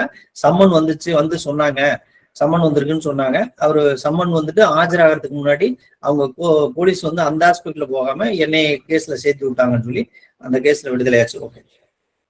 அடுத்து 157. இப்போ வந்து முன்னாடி 154 ஹாஸ்டல் விட்னஸ் உங்களுக்கு தெரியும். ஹாஸ்டல் விட்னஸ் வந்து உங்களுக்கு நிறைய அதுல என்னன்னா கல்ச்சர் ஆஃப் காம்ப்ரமைஸ், அந்த கேஸ்ல எழுதிங்க culture of compromise, witness who turned hostile. அது பர்மிஷன் தான். அதை எப்படி சொல்றாங்கன்னா கல்ச்சர் ஆஃப் காம்ப்ரமைஸ் அப்படிங்கிற வார்த்தையை யூஸ் பண்ணிருக்காங்க. Ramesh versus state of Haryana 2017. Ramesh versus state of Haryana. An act of witness turning hostile may be described as culture of compromise. இதுல என்னென்ன நெருக்கடிகள் இருக்கு அப்படின்னா, இப்ப பக்கத்து ஒரே ஊருக்குள்ள இருப்பாங்க, பக்கத்து வீட்டுல தான் சம்பவம்லாம் நடந்திருக்கு. எப்பவுமே சாதாரணமா கிராமத்திலேயே எங்கேயே பக்கத்து வீட்டுல தான் நடக்கும். இதுல என்னன்னா இவனுக்கு சாட்சி சொல்லிட்டு அவன் உள்ள போயிட்டான்னா இவனுடைய குடும்பத்துக்கு அந்த குடும்பத்தால பாதிப்பு வர்றதுக்கு வாய்ப்புகள் உண்டு. அது ஒரு பயம் இல்ல குடும்பத்துல இருக்கு இழக்கிறதுக்கு. இது சாதாரண அந்த பயத்தினாலே போயிட்டு சம்பவம் தெரியாதுன்னு சொல்லுவான் வைக்கல. இல்லைன்னா ஒத்துக்கல கரெக்டா சொல்றான்னா அவனுக்கு பணத்தை கொடுத்து ஒண்ணு பண்ணுவாங்க. இல்லையா பணத்தை வாங்கிட்டு அவன் வந்து மாத்தி சொல்லுவான். இல்லையா மிரட்டல் வந்து டைரக்டாவே வந்து உன்னை சொத்து அழிச்சிருவேன், இல்லைன்னா உங்க குழந்தைய நேரடியா மிரட்டல் மூலியமா. இவனுக்கு உள்ளார இருக்கிற பயம் ஒண்ணு, அப்புறம் பணம் கொடுக்கறது ஒண்ணு, வேறவங்க மிரட்டுறதுனால வர்றது பயம் ஒண்ணு. அதனால என்ன ஆகுதுன்னா அந்த வழக்கு வந்து 100 எஃப்ஐஆர் போடுறாங்கன்னா 10 கேஸ் தான் சுப்ரீம் கோர்ட்ல 10 கேஸ் நிக்குது. 90% வந்து கேஸ் நிக்கிறதுக்கு காரணம் இல்ல. என்ன காரணம் அப்படின்னா இந்த மாதிரியான கிரிட்டிக்கல் சுச்சுவேஷன் அந்த ஃபேமிலிக்கு. ஏன்னா நம்மளே இருந்தாலுமே அதுக்கு உள்ளாகும். இப்ப நம்மளாவே இருக்கிறோம், பக்கத்து வீடு இருக்கோம், எதுக்கு வம்பு? அது 3-4 வருஷம் வேற ஆயிருக்கும். அந்த கேஸ் எல்லாம் வந்து ட்ரையலுக்கு வர 4-5 வருஷம் ஆயிருக்கும். அவன்லாம் வந்து அடிச்சுக்கிட்டவங்க எல்லாம் சேர்ந்திருப்பான். நம்ம போய் அதுல போய் ஒரு குழப்பத்தை உண்டு பண்ண வேண்டாம். நம்ம உண்மை சொல்றேன், நேர்மையா இருக்கிறேன்னு அங்க போய் உண்மை சொன்னோம்னு வச்சுங்க. உண்மைன்னா சம்பவத்தை சொல்றோம், ஃபேக்ட் ஆஃப் தி கேஸ்.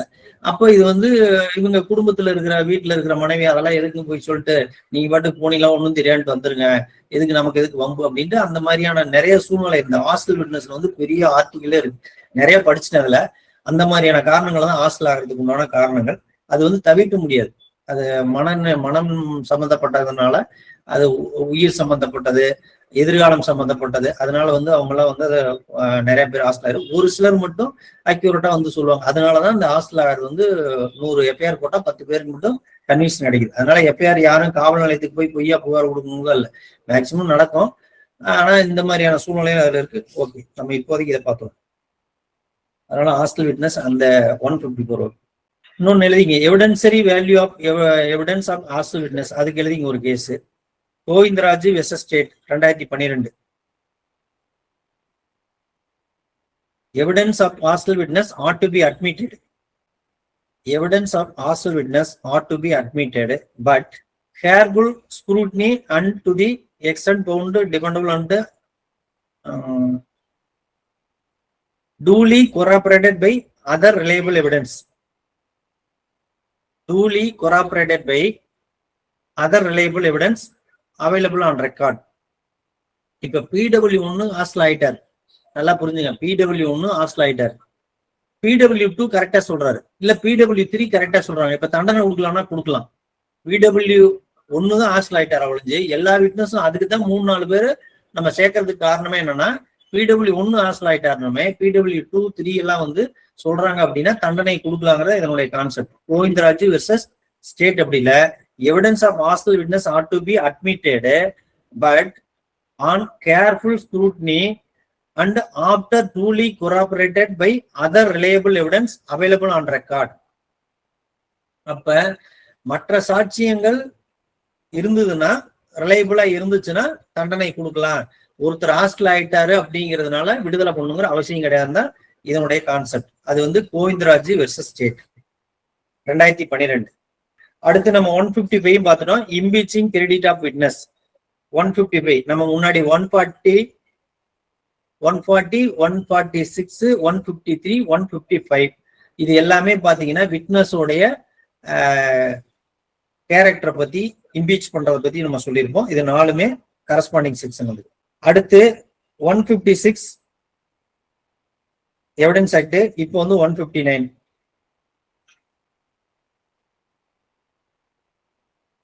156 இப்போ வந்து 159. இந்த இடத்துல பாத்தீங்கன்னா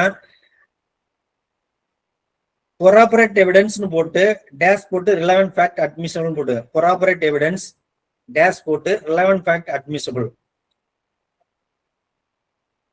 ஒருத்தர் சாட்சியம் சொல்ல வர்றாரு, சாட்சியம் சொல்ல வரும்போது இன்னொரு ரிலவென்ட் ஃபேக்ட் இருந்ததுன்னா அதுவும் அட்மிசபிள்னு சொல்றாங்க. இது ஒண்ணு மட்டும் கொஞ்சம் மைல்டா குழப்பற மாதிரி இருக்கும். வேற மாற்றம் இது வரைக்கும் நம்ம பார்த்ததுல எதுவுமே குழப்பத்துக்கு வழியே கிடையாது. இது மட்டும் ஒரு சாட்சியம் சொல்ல வர்றாரு அப்படின்னா, இப்ப காரை வந்து இந்த கார்ல தான் வந்து இந்த அக்கரன்ஸ் கடத்திட்டு போறாங்கன்னு வச்சுக்கோங்க.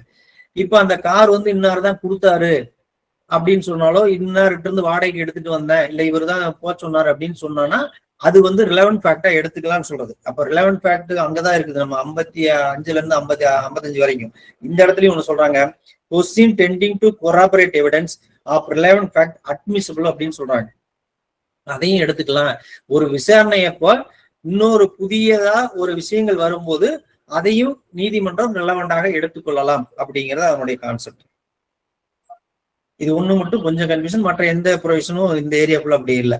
அடுத்து 157 நம்ம already I told, former statement of witness may be proved to corroborate later testimony as to same fact. முன்னாடி ஒரு எஃப்ஐஆர் கொடுத்துருக்காங்கன்னா அந்த பாக்ஸுக்கு வந்து உறுதிப்படுத்த வரணும். ஒரு சூட்டு ஃபைல் பண்ணிருக்காங்கன்னா ப்ரூஃப் மூலியமா உறுதிப்படுத்த வரணும். அது முன்னாடி நம்ம 157 அடுத்து அங்க 145ல கிராஸ் பண்ணலாம். இந்த இது முடிஞ்சிச்சு ஆல்ரெடி நம்ம. இப்ப என்னன்னா அடுத்து 158 என்ன மேட்டர் அப்படின்னா, இப்ப உண்மையிலுமே உயிரோட இருக்கிறவங்க பாக்ஸுக்கு வந்து சொன்னா 157. நல்லா புரிஞ்சுங்க. You understand. 157 பொறுத்த வரைக்கும் உயிரோடு இருக்கிறவங்க வழக்கு தாக்கல் செய்யறவங்க தான் 157. 158 என்னன்னா அந்த எவிடன்ஸ் ஆக்ட்ல 32 33 இருக்கும் பாருங்க. இப்ப டையின் டிக்ளரேஷன் கொடுத்தவரு இறந்து போயிட்டாரு, அவர் காதால கேட்டவர் தான் வந்து சாட்சி சொல்ல வருவாரு. அதுவும் அதை உறுதிப்படுத்துறதா இந்த 158. when matters may be proved connection with the proved statement relevant under section. இப்போ வந்து 26 27 முன்னாடி 32 33 உயிரோடு இல்லாதவர்கள் உறுதிப்படுத்துவதற்காக வேறொருத்தர் வருவாங்கல்ல, அதுக்கு பேர் தான் 158. சாரி 158. 157க்கும் what is difference between the 157 158 evidence act அப்படின்னு கேட்டாங்கன்னா, 157ல உயிரோடு இருப்பவர்கள் உறுதிப்படுத்தினா, 158ல உயிரோடு இல்லாதவர்கள் அவர்கள் கொடுத்த வாக்கு மூலங்களோ அவர்கள் ஏற்கனவே வாங்கி வைத்த சொல்லியுள்ள டெப்போஸும் உறுதிப்படுத்த வேறொருத்தர் தான் வருவாங்க. அதுதான் அதை உறுதிப்படுத்த வந்தாங்கன்னா அது 158. அப்ப 157க்கும் 158க்கும் இந்த வித்தியாசத்தை நீங்க புரிஞ்சு படிச்சீங்கன்னா you can easy understand. Okay, அடுத்து 159ல இருந்து 161 வரைக்கும் இருக்கிறது. இது ஒரு குரூப்பா பாத்துக்கலாம். ரீப்ரெசிங் மெமரி எவிடன்ஸ் ஆக்ட்ல 159ல இருந்து 161 வரைக்கும் இருக்கிறது.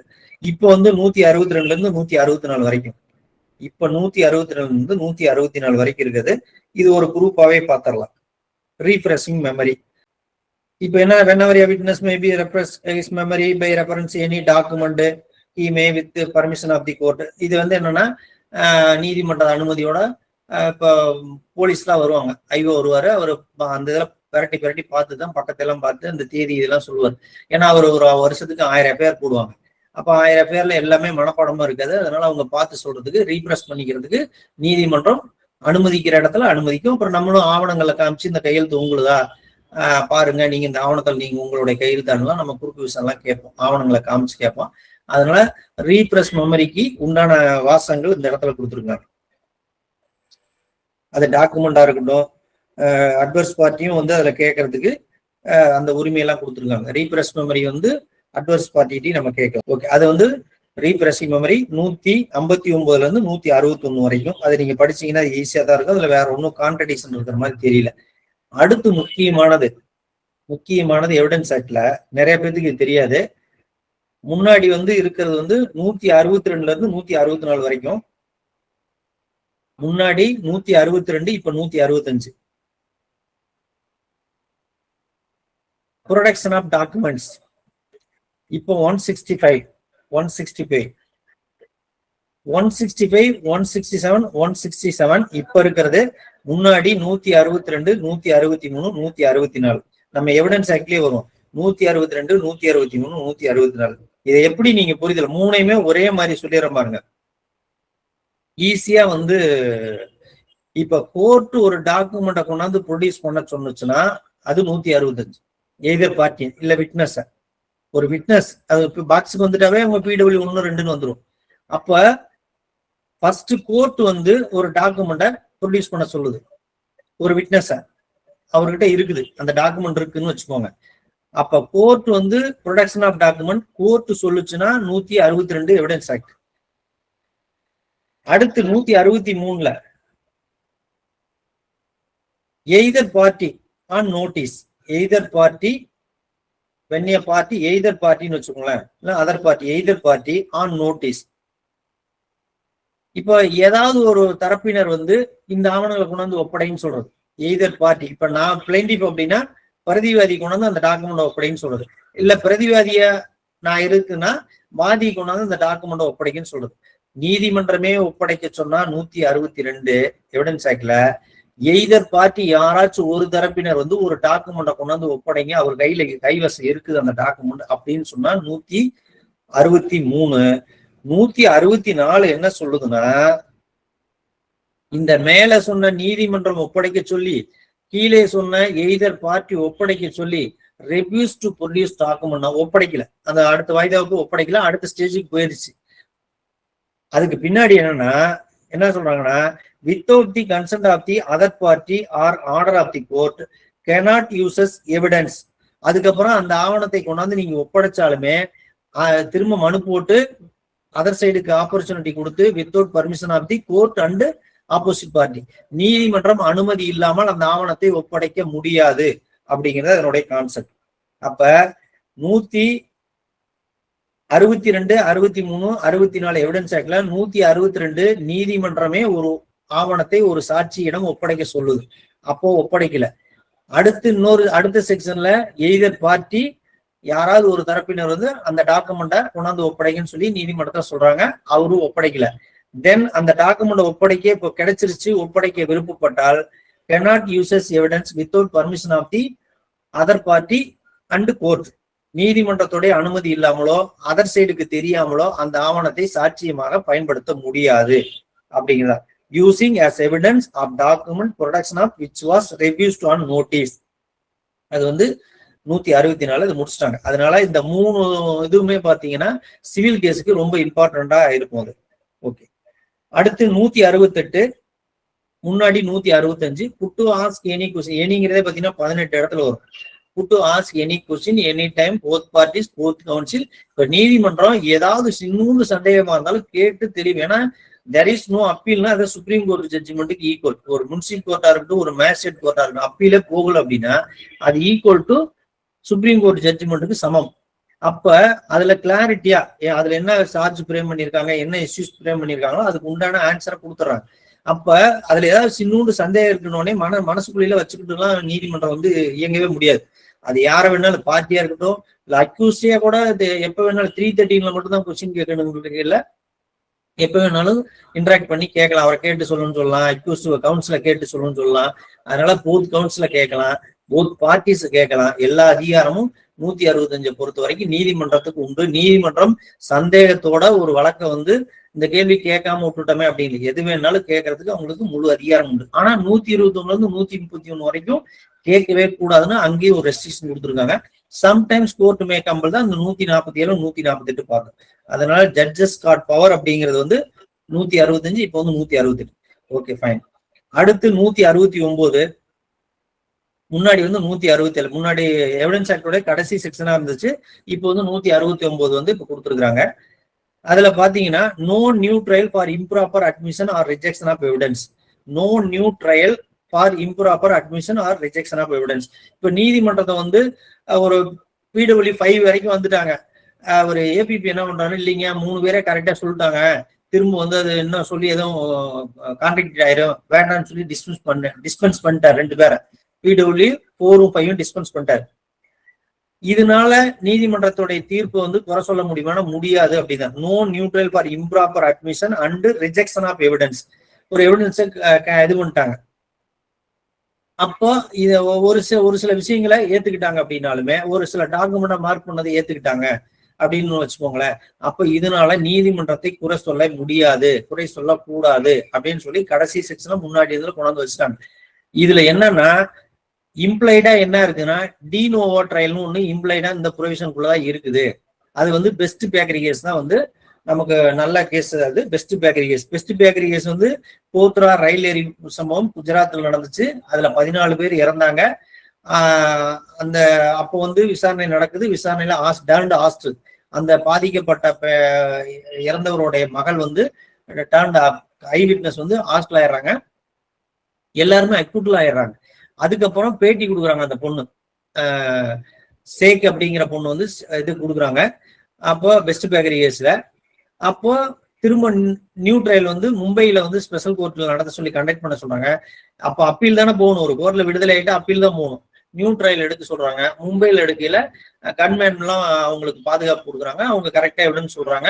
அந்த 14 பேத்துக்கும் ஆயுள் தண்டனை கிடைக்குது. அப்ப நோ நியூ ட்ரையல் அப்படிங்கிறது வந்து சொல்லிட்டாலுமே ஹைகோர்ட்டுக்கும் சுப்ரீம் கோர்ட்டுக்கும் காட் பவர்.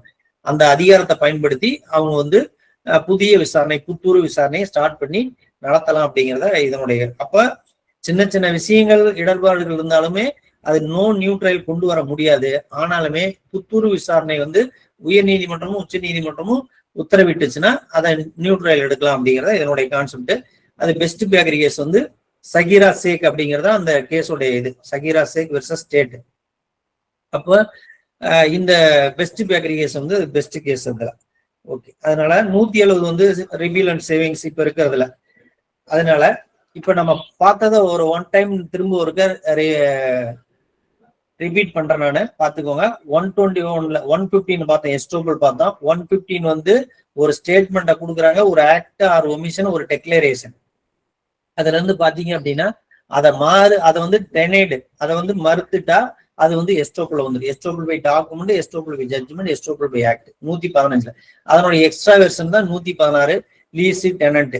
அதனுடைய எக்ஸ்ட்ரா வெர்ஷன் தான் பில் ஆஃப் எக்ஸ்சேஞ்ச். அதுல 2 பேர் இருப்பாங்க, லீசி டெனன்ட்னா 2 பேர் இருப்பாங்க, இதுல 3 பேர்னு வச்சுக்கோங்க. அந்த மாதிரி அப்ப முன்னாடியே ஆல்ரெடி அவங்களை அட்மிட் பண்ணிக்கிட்டு அவர் தான் ஓனர் அப்படின்னு அட்மிட் பண்ணிக்கிட்டு திரும்ப மாத்தி கோர்ட்ல போய் இல்லைங்க அவர் இஸ் நாட் ஓனர்னு சொன்னா அது வந்து எஸ்டோபிள் வருங்கிற மாதிரி அந்த சொல்லியிருக்காங்க. அது வந்து எஸ்டோபிள். அப்புறம் 118 குழந்தை சாட்சியம், 119 அனேபிள் டு ஸ்பீக் வெர்பலி, 120 வந்து ஹஸ்பண்ட் அண்ட் ஒய்ஃப் வந்து இன் கிரிமினல் சிவில் காம்படென்சியா போயிட்ட தகுதியான சாட்சியம். 121ல இருந்து 131 வரைக்கும் பாத்தீங்கன்னா எல்லாமே காப்புடை செயல். 101 வந்து மேஜிஸ்ட்ரேட்டும் அவங்க வந்து அவங்களுக்கு காப்புடை செயல். 122 matrimonial dispute, 123 state, 124 official communication, 125 ரகசிய தகவல், 126 இருந்து 129 வரைக்கும் இருக்கிறது அட்வொகேட்டும் கிளர்க்கு கிளையண்ட் அந்த மாதிரியான ஏரியா, அதுக்கு காப்புடை செய்திகள். 130 தேர்ட் பார்ட்டி பொசிஷனுடைய டாக்குமெண்டா கொண்டாந்து ஒப்படைக்க சொல்ல முடியாது. தேர்ட் பார்ட்டியோட டாக்குமெண்ட் ஒப்படைக்க சொன்னா 130. 131ல தேர்ட் பார்ட்டி பொசிஷன்ல இருக்கிற டாக்குமெண்ட்டை கொண்டாந்து ஒப்படைக்க சொல்ல முடியாது. அடுத்து 132 some question may criminate has to give answer. 133 accomplice. Accomplice shall be a competency of witness is not illegal, that conviction is not illegal அப்படின்னு சொல்லியிருக்காங்க. இப்போ 138ல கொஞ்சம் அதை இது பண்ணியிருக்காங்க. ஓகே, அடுத்து 134 நம்பர் ஆஃப் விட்னஸ், ஒரு சாட்சி போதும் அப்படின்னு. அதெல்லாம் முடிஞ்சதுக்கு அப்புறம் 135ல இருந்து 167 வரைக்கும் இருக்கிறது எவிடன்ஸ் ஆக்ட்ல. 135 order of production of witness, முதல்ல விட்னஸை வரிசைப்படுத்தலாம், நீதிமன்றத்துக்கு அதிகாரம் உண்டு. அடுத்து 136ல ஆவணங்களை வரிசைப்படுத்தலாம். அப்புறம் நடைமுறையில் உள்ள பிடபிள்யூ 137 பொறுத்த வரைக்கும் chief cross reexamination with permission of the court. 138 பொறுத்த வரைக்கும் defendant can also chief first எடுக்கலாம், அவங்களுக்கு எடுக்கலாம் 138ல. அதுக்கு உண்டான அதிகாரத்தை கொடுத்துருக்காங்க. 139ல ஒன்லி ப்ரொடக்ஷன் டாக்குமெண்ட் அப்படின்னா அவரு சாட்சியம் கொடுக்க தேவையில்லை, அவர் வந்து cannot be கிராஸ் எக்ஸாமினேட். 139 140 வந்து பாத்தீங்கன்னா 140 146 153 155 அவங்களுடைய டெஸ்ட் தி வெராசிட்டி, சாட்சியோடைய நம்பகத்தன்மையை சோதி தெரியும் ஏரியா, அதெல்லாம் விட்னஸோடைய கேரக்டர் சேலஞ்ச் பண்றது. 142 143 141 மூணுமே வந்து லீடிங் கொஸ்டின். எப்ப வெண்டே மஸ்ட் நாட் பி ஆஸ்க்னா 142 முன்னாடி இருந்ததுல, 143 வெண்டே மேபி ஆஸ்க் எப்ப கேட்கலாம் அப்படிங்கிறத சொல்லியிருக்காங்க, அது நம்ம முன்னாடி பார்த்துட்டோம். அப்புறம் 145 வெர்சஸ் 157. 157 பொறுத்த வரைக்கும் ப்ரீவியஸ் ஸ்டேட்மெண்ட்டை கொராபரேட் பண்றது. 145 பொறுத்த வரையும் கிராஸ் ஆப்பர்ச்சுனிட்டி கொடுத்துருக்காங்க, உண்மை கண்டறிவதற்காக கிராஸ் ஆப்பர்ச்சுனிட்டி கொடுத்துருக்காங்க. எவிடன்ஸ் ஆக்ட்ல முக்கியமான செக்ஷன் அது 2 தான். இந்த 2 இல்லாம ஒரு தீர்ப்பு வந்து வெளியில் வர்றதுக்கு வாய்ப்பு இல்லை.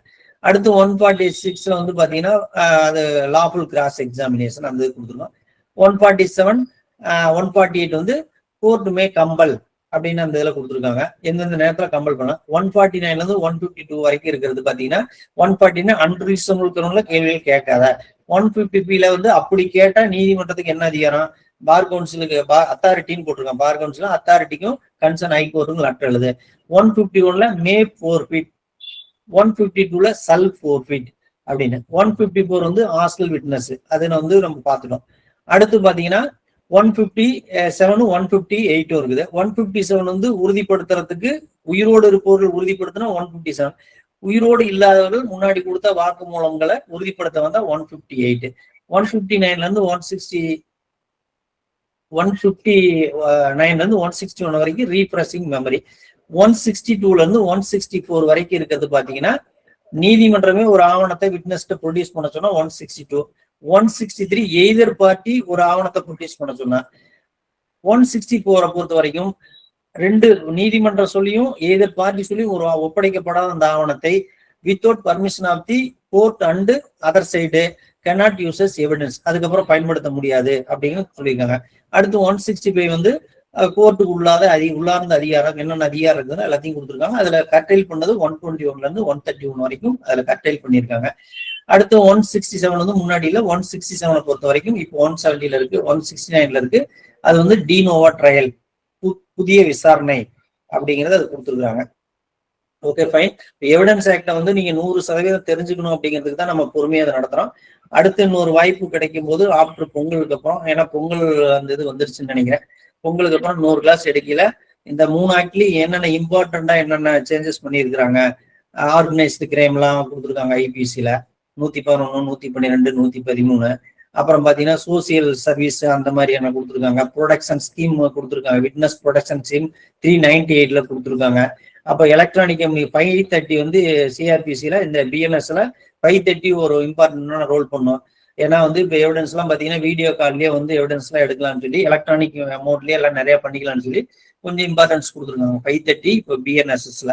அதனால புதிய விஷயங்கள் அதுல என்னென்ன சேர்த்திருக்காங்களோ அது சம்பந்தமா இந்த ஏபிபியில கேட்கறதுக்கு, ஏன்னா புதிய விஷயங்கள் தெரிஞ்சிருக்கீங்களா அப்படின்னு செக்ஷனை வந்து மைண்ட்ல வச்சுக்காதீங்க, அதோடைய கண்டென்ட் இன்கிரீடியன்ஸ் தெரிஞ்சுக்கோங்க, அது சம்பந்தமா கேள்விகள் கேட்பாங்க.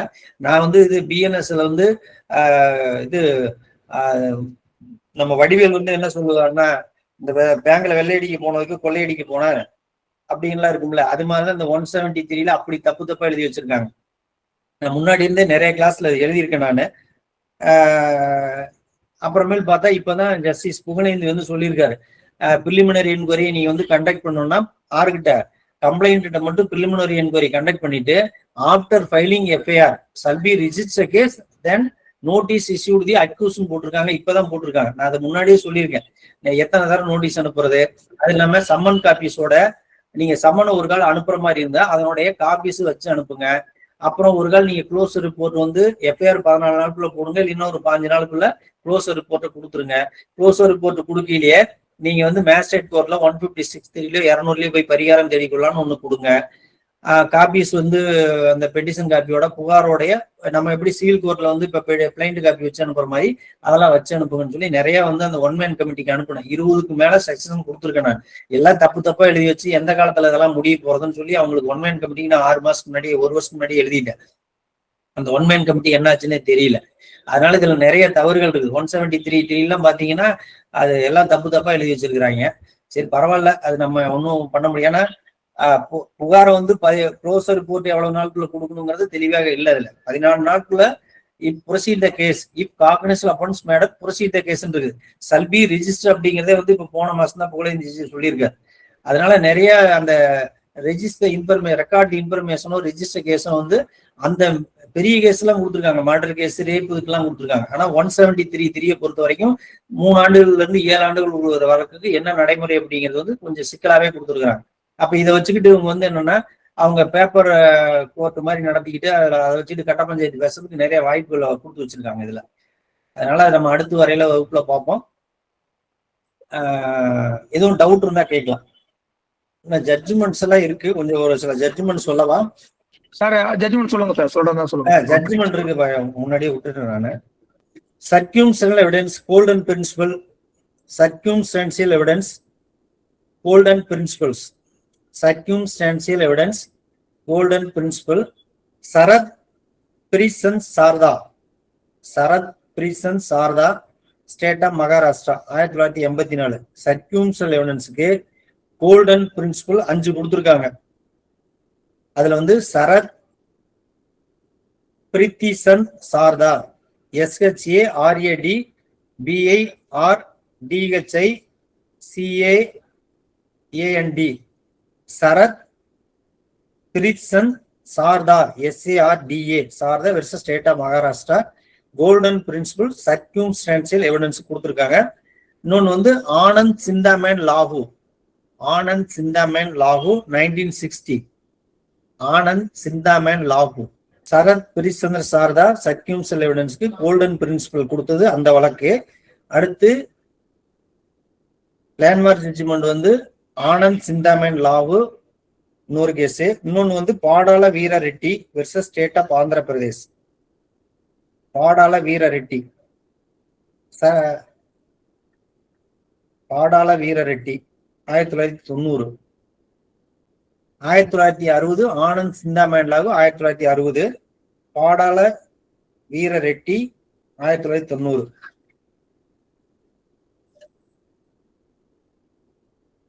Judicial and extra judicial confession. Judicial and extra judicial கன்ஃபெஷனுக்கு வந்து சுப்ரீம் கோர்ட் வந்து கைட்லைன்ஸ் கொடுத்துருக்காங்க. Judicial and extra judicial confession famous case இது. சத்தார் சிங், CHATTAR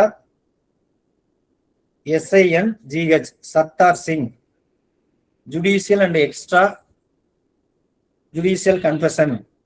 சார் கேஸ்ல இன்னொரு முறை சொல்லுங்க sir. Chattar, CHATTAR, Chattar Singh and another state of Haryana, 2009. Chattar Singh judicial and extra judicial கன்ஃபெஷனுக்கு. சார் பிடிஎஃப் இருந்தா எனக்கு ஷேர் பண்ணா கூட நான் குரூப்ல போட்டுறேன் சார். இல்ல அவ்வளவுதான், 2 தான் இருக்கும். மொத்தம் 2 தான். Okay okay. கிரிமினல் கான்ஸ்பிரசிக்கு வந்து Saju versus state of Kerala. Criminal conspiracy Saju SAJU versus state of Kerala. Criminal conspiracy Saju versus state of Kerala, 2001. Dying sir Sarda பிரீத் சந்துக்கு வந்து இயர் கொஞ்சம் சொல்லுங்க சார் ப்ளீஸ். 1984ங்க. 1984. Thank you sir. அடுத்து டையின் டிக்ளரேஷனுக்கு Sudhakar and another state of Maharashtra, 2000. Sudhakar and another state of Maharashtra dying டிக்ளரேஷனுக்கு some கைட்லைன்ஸ்லாம் கொடுத்துருக்காங்க. நான் கைட்லைன்ஸ் கொடுத்தது மட்டும் தான் சொல்லியிருக்கேன். நான் டையின் டிக்ளரேஷனுக்கு வந்து Sudhakar and another state of Maharashtra. அடிஷனலா in re Mukesh Nirbhaya case, in re Mukesh versus state NCT Delhi, 2017. In re Mukesh versus NCT Delhi, 2017. Dowry டெத்துக்கு in re Shanti state of Haryana. நான் அன்னைக்கே சொல்லியிருக்கேன். டவுரி டெத்துக்கு in re Shanti state of Haryana. இது வந்து 1991. டவுரி டெத்துக்கு சுப்ரீம் கோர்ட் கைட்லைன்ஸ் கொடுத்த வழக்கு மட்டும் சொல்லிட்டு இருக்கேன் நான். ஏன்னா ஒன் வேர்ட் ஆன்சர்ல திஸ் கேஸ் ரிலேட்டட் டுன்னு சொல்லி ஒரு கேஸ்ல கொடுத்துட்டு கீழே 4 ஆன்சர் கொடுத்துருப்பாங்க. நமக்கு இந்த இது தெரிஞ்சிருந்தா மட்டும்தான் நம்ம அதை வந்து இப்ப சுதாகர்ங்கிறது கேஸ் உங்களுக்கு புரியாது. இப்ப டையின் டிக்ளரேஷன் எங்கடா சுதாகர் இது வரைக்கும் நம்ம பார்த்ததே இல்லையே, ஏன்னா கைட்லைன்ஸ் இதுல கொடுத்துருக்காங்க. அப்போ நம்ம மற்ற 3 கேஸும் பொய்யா இருக்கும், இந்த ஒரு கேஸ் கரெக்டா இருக்கும். அதனால Sudhakar and another state of Maharashtra dying declaration. இன்னொரு கேஸ் டையின் டிக்ளரேஷன் கைட்லைன்ஸ்லயே Paniben state of Gujarat guidelines இன்னொரு இதுல கொடுத்தது 92, 1992. Paniben versus state of Gujarat. Paniben versus state of Gujarat. Okay fine. இது டவுட் இருந்ததுன்னா கேளுங்க சார். வணக்கம் சார். வணக்கம், சொல்லுங்க. ரீப்ரெசிங் மெமரி வந்து ரிப்பீட் சொல்லியிருக்காங்க. ரீப்ரெசிங் மெமரி அப்படின்னா ஒருத்தர் கேட்டிருக்காங்க.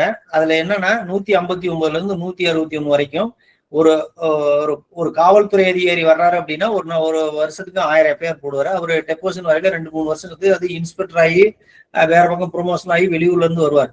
அப்ப அவருக்கு வந்து அவரு தன்னுடைய நினைவாற்றலை வந்து புதுப்பித்து அதுக்கப்புறம் பதில சொல்லலாம். அது ஒரு கான்செப்ட். 2வது எதிர்பார்ட்டி அட்வர்ஸ் பார்ட்டி வந்து இந்த கையெழுத்து உங்களுடையதா, நீங்க போட்டீங்களா இந்த ஆவணத்துல உள்ள கையெழுத்து உங்களுடையதான்னு சொல்லி எதிர் பார்ட்டியில நம்ம வந்து அவங்ககிட்ட கேட்டு அவங்க நினைவாற்றல் வந்து உண்மையா இருக்குமா அப்படிங்கிறதுக்காக சோதித்திருக்க அந்த கையெழுத்து மட்டும் காமிச்சு கேட்கறது. இந்த கையெழுத்து நீங்க தான் போட்டீங்களா அப்படின்லாம் கேட்கறது.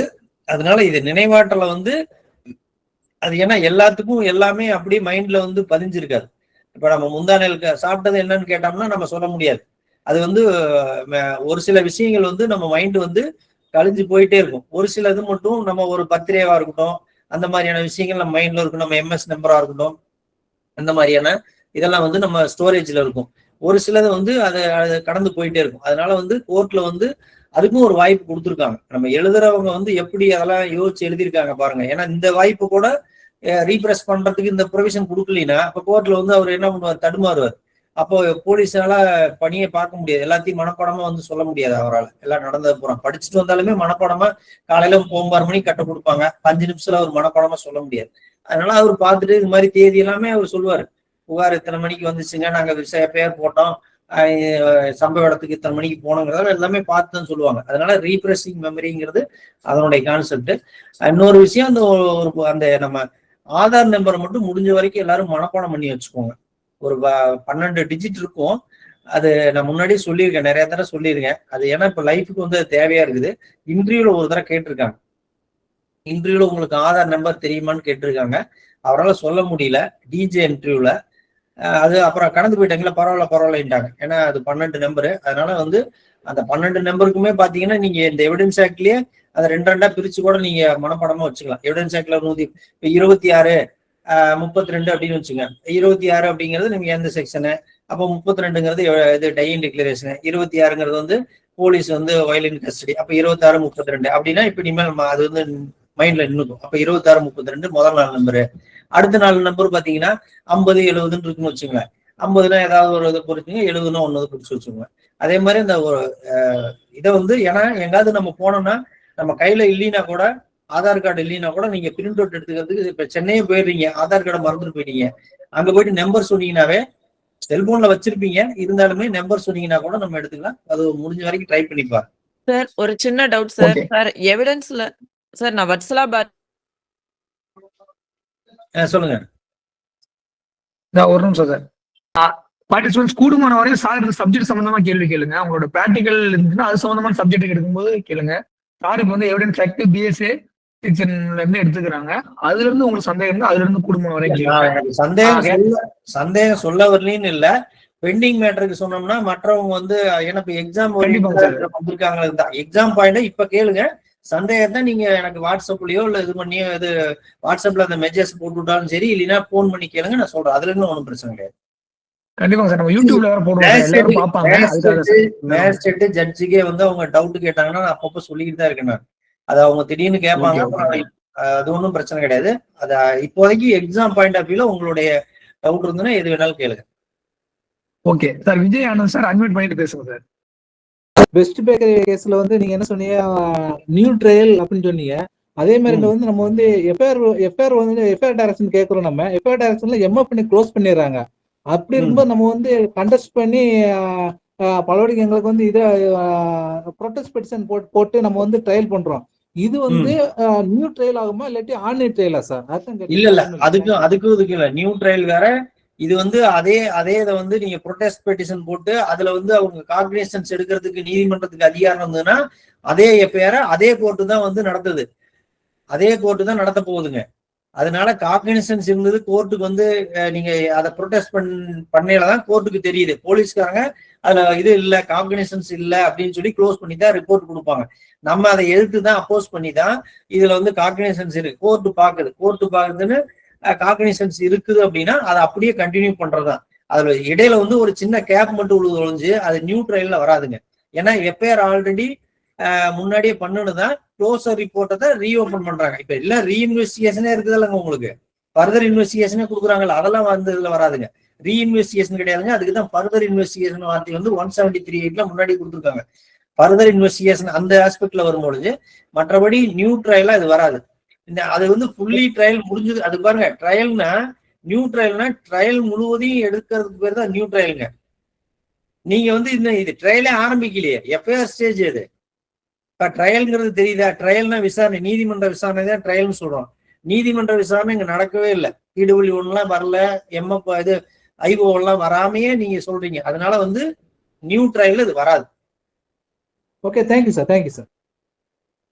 Okay, Raghu Ammavasi sir admit பண்ணிட்டு பேசுங்க சார்.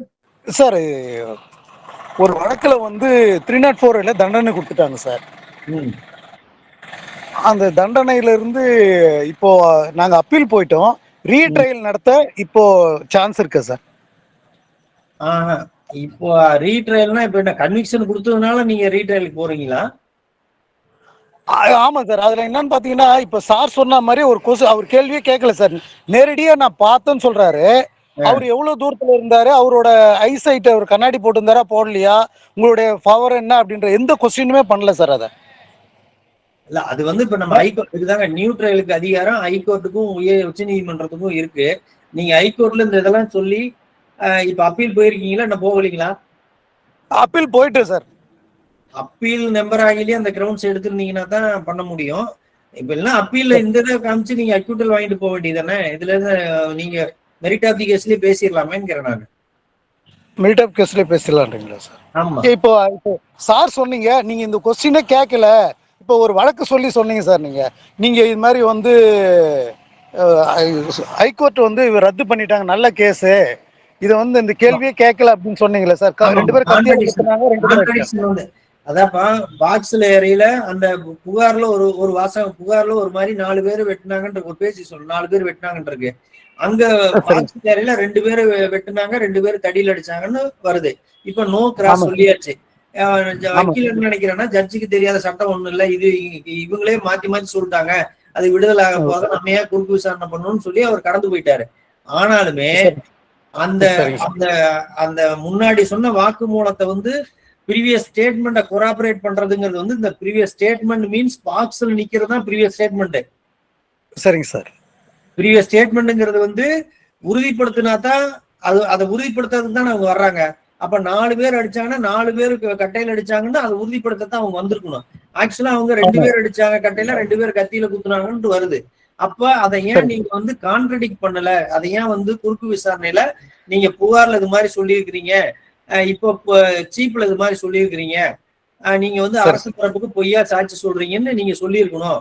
புகார்ல சொன்னது ஒண்ணு, நீங்க இப்ப சீப்ல முதல் விசாரணையில நீங்க வந்தோடனே அவங்க பாட்டுக்கு சொல்லுவாங்கல்ல, சம்பவத்தை அவங்களா தானே சொல்ல போறாங்க.